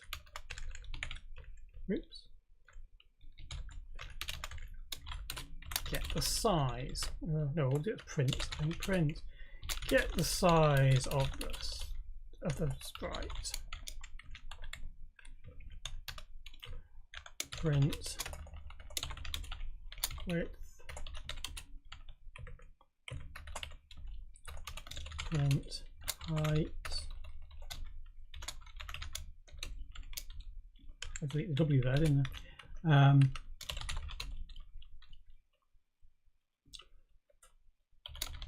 Draw a text file. There we go. And then select a text file. Let's go and draw that. Oh, plus W, plus 16 plus W. Because we now know the width, we can position it off to the side. Print draw text select. Oh, that was actually shaded. There we go. Shaded.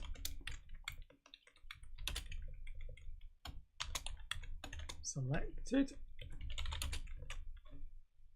And then selected and shaded.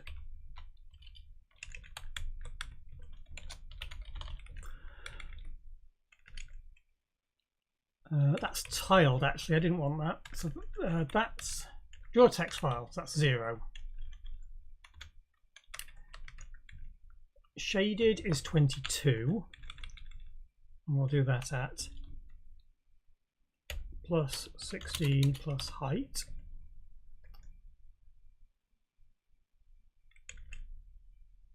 Yeah, I'll do. And then selected is 21. And we'll do that at there. And then we do plus 16 plus height there. And that's going to be both of them, which is 21 and 22.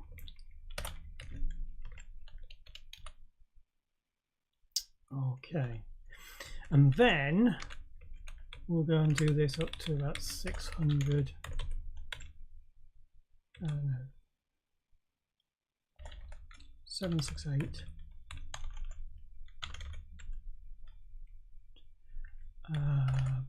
440 there, and this will be print tile into graphics window.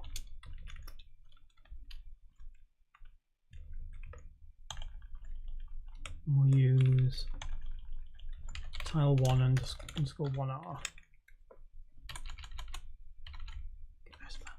Okay, so I think exercise.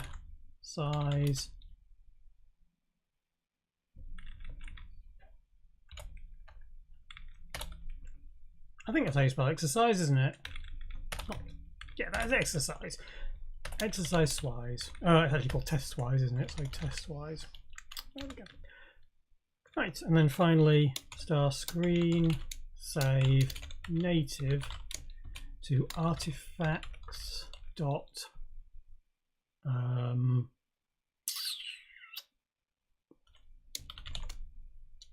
swise. Boom.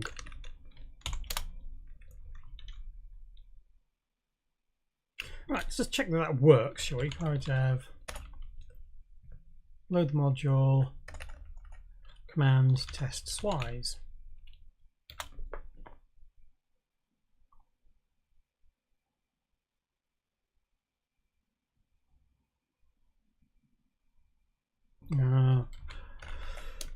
Back to artifacts. Might want to turn some of that debug off, I think. Yeah, because found the sprite, we don't need that turned on, do we? Let's turn the debug off on that. Move that over there, please. So this is debugging the swise demo. This one here, just turn that off. Discuss ammo, both of them.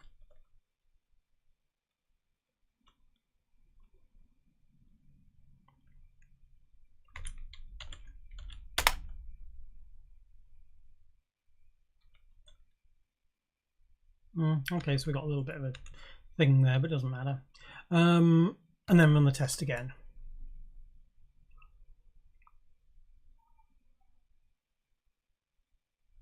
And then if we have a look in the artifacts directory, open artifacts / swise.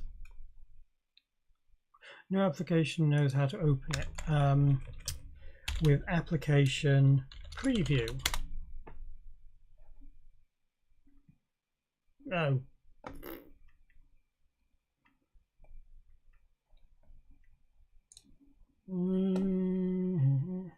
Lose that.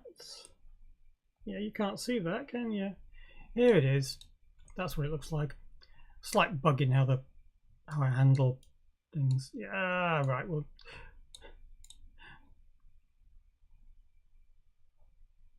you can see anyway. It's doing the right thing. Yeah. Not sure what that is. I think that's just me Having clicked in at the wrong place. That's right, yeah, it's just me clicking in the wrong place. So there you go. It seems to have produced the right images, which is good.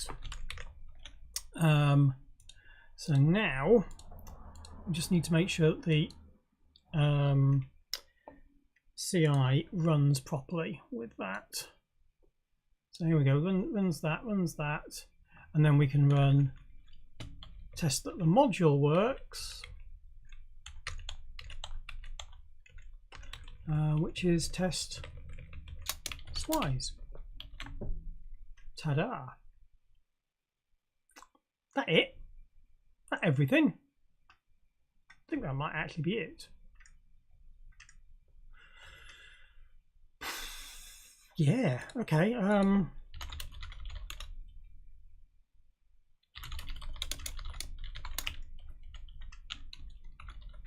don't want to add basic there.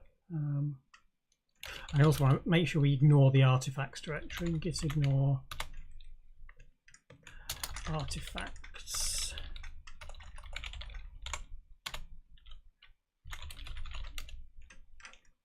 Okay, riscos, build, run, all of those.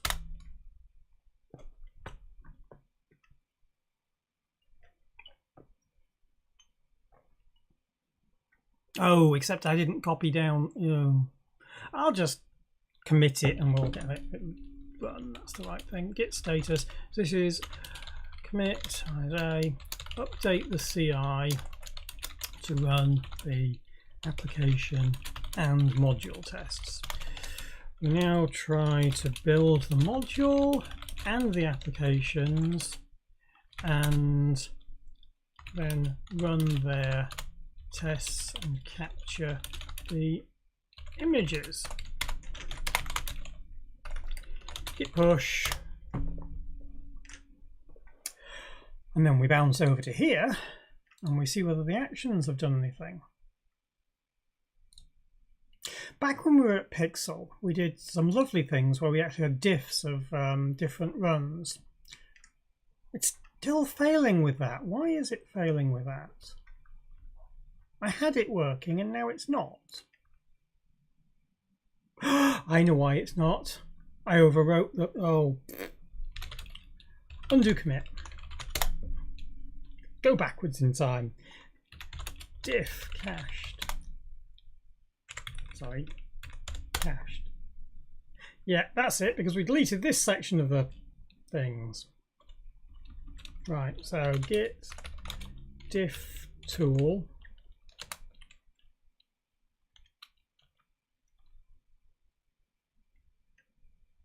Oh, cached, sorry. So in this CI file, it's deleted that section. Yeah, that just wants to go back again. Yeah, okay, fine. Yeah, that's fine as well. That's fine as well. That's new, yes. And I turned the debug off, yes. Cool.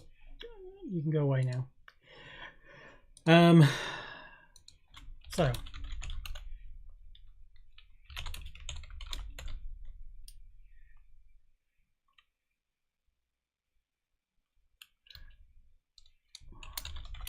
update the, sorry, no, add CI runs with a new module and application, and try to capture the images and the and exercise the new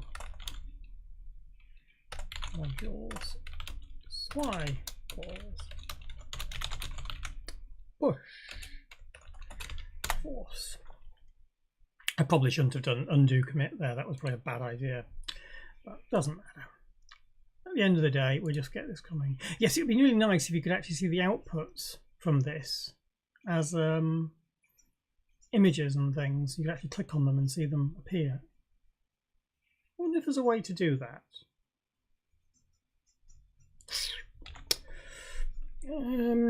GitHub action show PNGs in the artifacts for CI runs, in the CI runs. How to render a PNG image in step summary. Screenshot CI.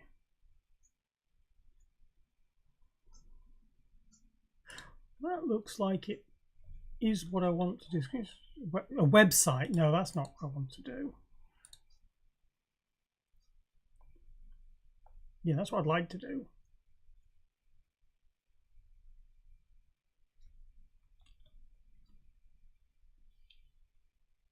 Oof, don't want to do that.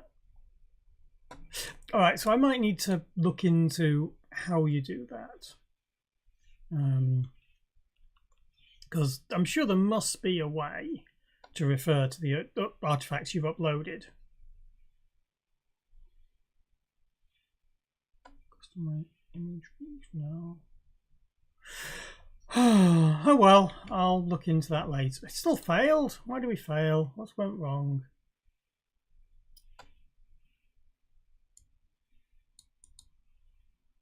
What? Insert not found. I think I took away too many comments in that RO build. Yes, that should have been a comment. Whoops. Git commit -a amend push -f. I mean, this only took 17 seconds to run. We're not exactly 6 seconds for that. 17 now. Yeah. Not the end of the world. I think you've got something like a few hundred minutes worth of CI per month or something. Or maybe it's 1,000, I'm not sure, on free. There we go. It drew some stuff and then it did things and then, yeah, there we go. Finished. And if we have a look at the summary down here, we can see this build. So that saved a file for us. There. That's probably going to pop up on the other screen as well, isn't it? Yeah. Okay, move you over here. Okay, Wimp Sprite Render. Here's the things. We've got the tile image, which is a tile image. Hopefully you can see that. Hang on, no, you probably can't. Tile image. And we've got the sprite render image. Oh, it didn't do that. Oh, that's the module name. Oops. Hang on, no, that's the AF file, isn't it? Sorry, that's AF. This is the SWISE. This is what happens when we call the SWISE. Ooh. Okay, maybe I should have cleared the screen before we did that, because we've got all the output from it actually building things. All right, I'll include the CLS in there as well. Nice. The nice thing, I don't know if you've seen this, but on macOS you can actually, it will grab you all of the, well, much of the text, I think. It hasn't. It's only grabbed little bits of it. I don't know why that is. Maybe it's just a little bit too close to one another. But usually it'll try and OCR it and pick up as much text as it can. It's quite interesting. Anyway, and then there's this one, which is the all formats, all forms of them. And we've got the modules for 26, for 32, and for ROM as well. I will eventually get it to build 64-bit automatically as well. Haven't got around to that yet. But you can build that through the build service. Cool. Yeah, that's working. Pretty awesome, huh? I wanted to add a CLS in there, didn't I? So let me put a CLS in that, just so that we don't have all the other stuff on there. Okay, git status, git commit -a, update the, make sure we clear the screen before size. Oops.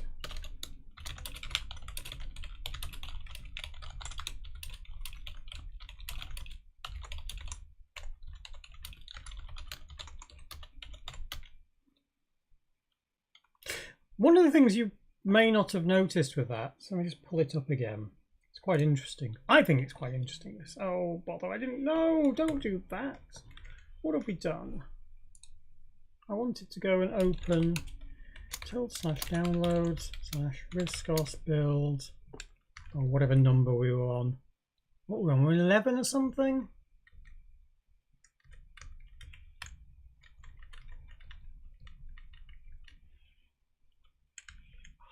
11. I don't know. Downloads.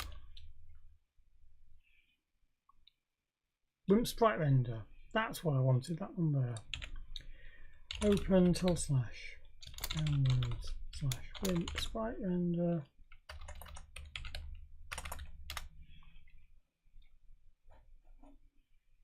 So that, yeah. That one there, yeah.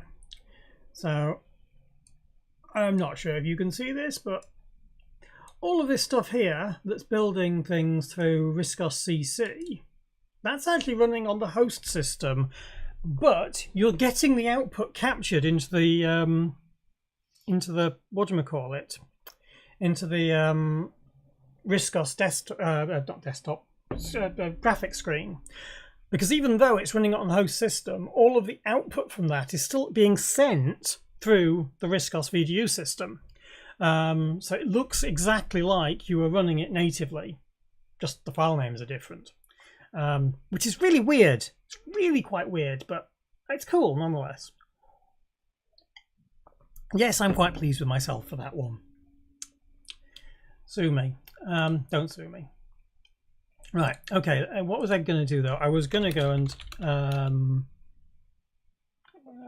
let's change to CLS, push. I also want to make sure we do a release. So let us vmanage inc, increment version number, commit version num.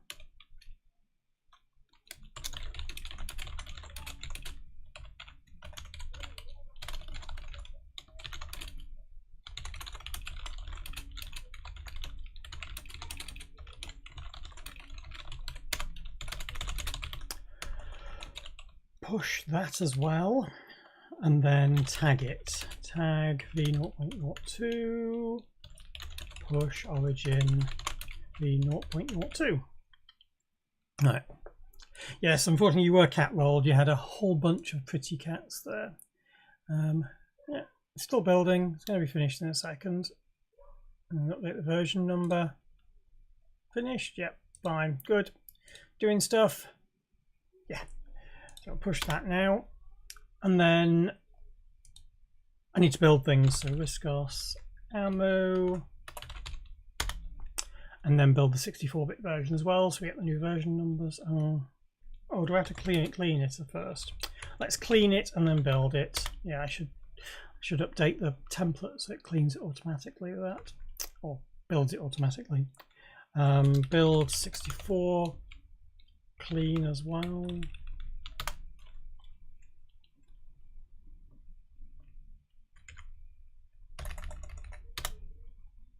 Then build. Whilst that's building, we go over to here and we should see we now have a release.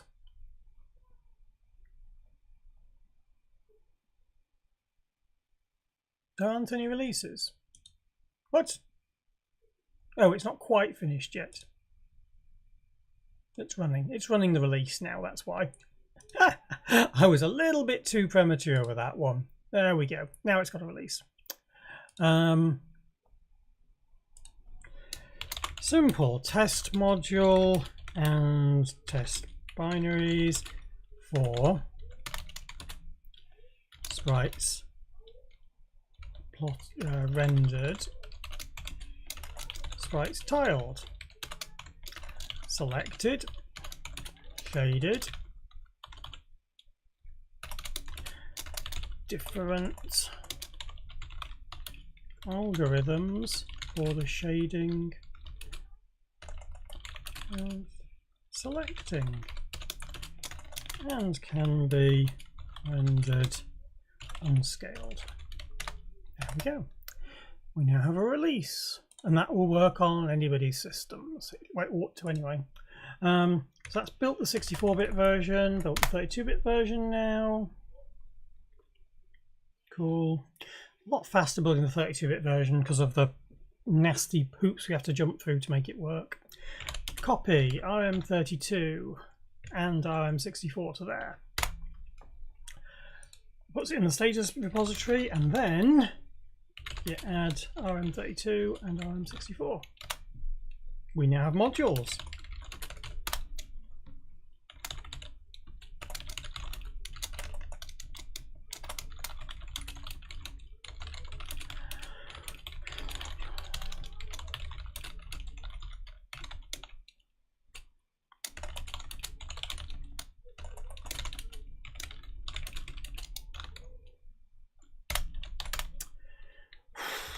Push.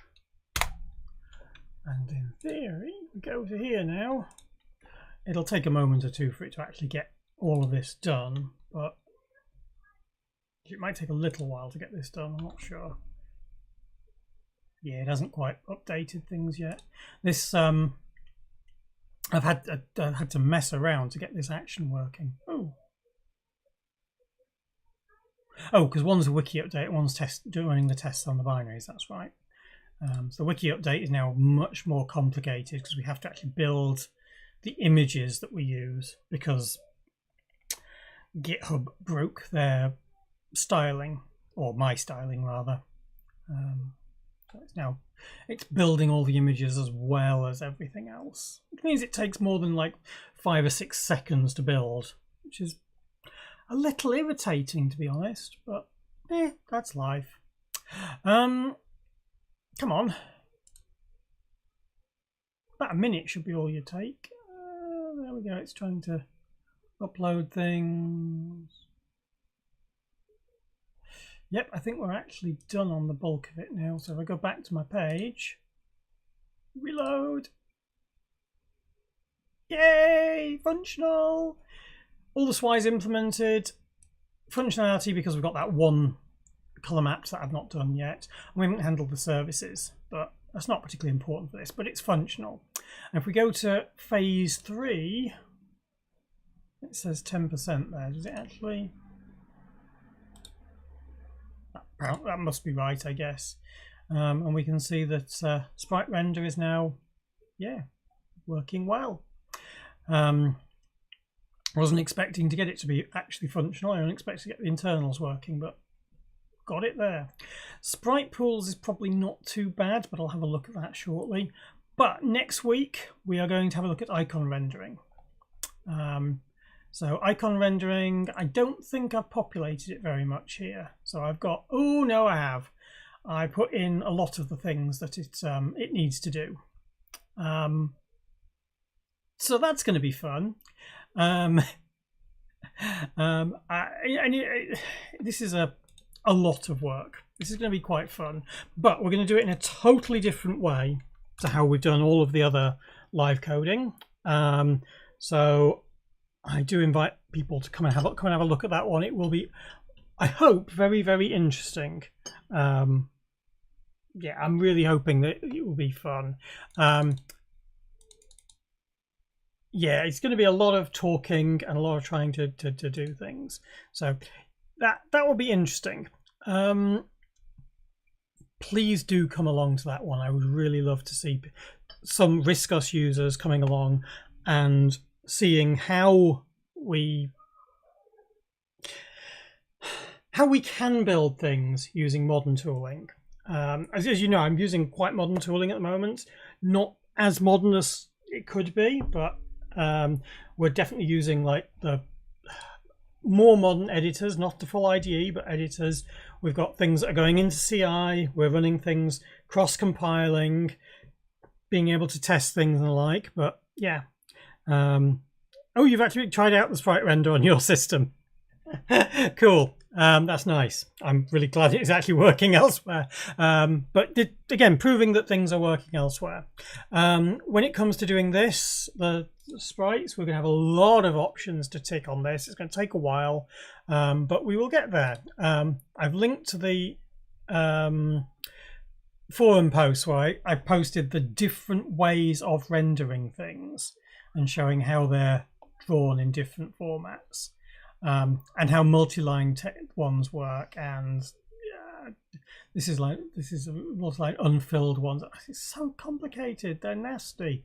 But we will get to the point where all of these are working and have things to the point where we can actually go, yeah, that's nice, I've now got icons.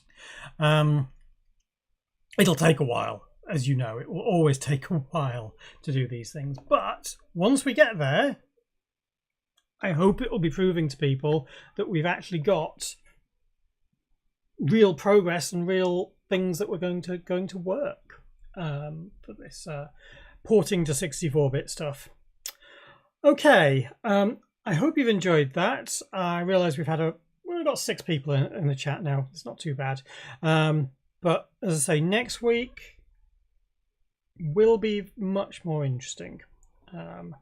And I'm hoping that I will try and get people involved, because the next week one, we will be pulling in the work we've done on the text rendering, the G-context library, obviously, the work we've done on the sprites now, and we'll be pulling in other bits. It's linked from the from that status page, but I will link to it now as well. There you go, so you can see all the pretty images. So we'll be linking lots of bits together. I think somewhere I've implemented a validation string processor. So I may be independent of everything else. I'll be pulling that in as well. And we'll be seeing how all of these bits fit together. I'm actually kind of scared that it's going to end up being a big mess, but I'm sure it'll work fine. Right, the point is, it will be something that hopefully I'll demonstrate to people is workable, and that really does make things quick. Yeah, if people haven't noticed, we'll post about it, but the Riscos build environment has been updated. It pulls in a new tool called Riscos Cport, which is meant to make it easier for you to port things to C. How well it works for you, you'll have to see, but the idea is you give it a repository or sources that are for POSIX, and you say Riscos Cport, and it'll go and build you the make files and the symlinked files, so that you can actually just run those, and then you have to deal with the actual porting process of making it all the headers work and calls and the like. But it's intended to just smooth off that first stage anyway. That's quite a nice tool. However, I did only write it, or only get it written finished was 2 nights ago, and I've tried it out on a bunch of things from GitHub and other places, and you invariably fall foul of things like people using open rather than whatever. But yeah, it does work. It gives you a good starting point for how to start working with things. Right, I am wittering now, so I will let you get off and have your afternoons. Please do subscribe if you haven't already, and come along next week. Leave comments on the Riscos Open forums for this, whatever this chat is, announcements, live coding. You can always leave comments on there if you're feeling so inclined. And thanks once again to everybody who has sponsored me. It is incredibly appreciated. If only I could work on this full time, I would actually get things done. Well, I get lots done anyway, but I could get so much more done. Work getting in the way.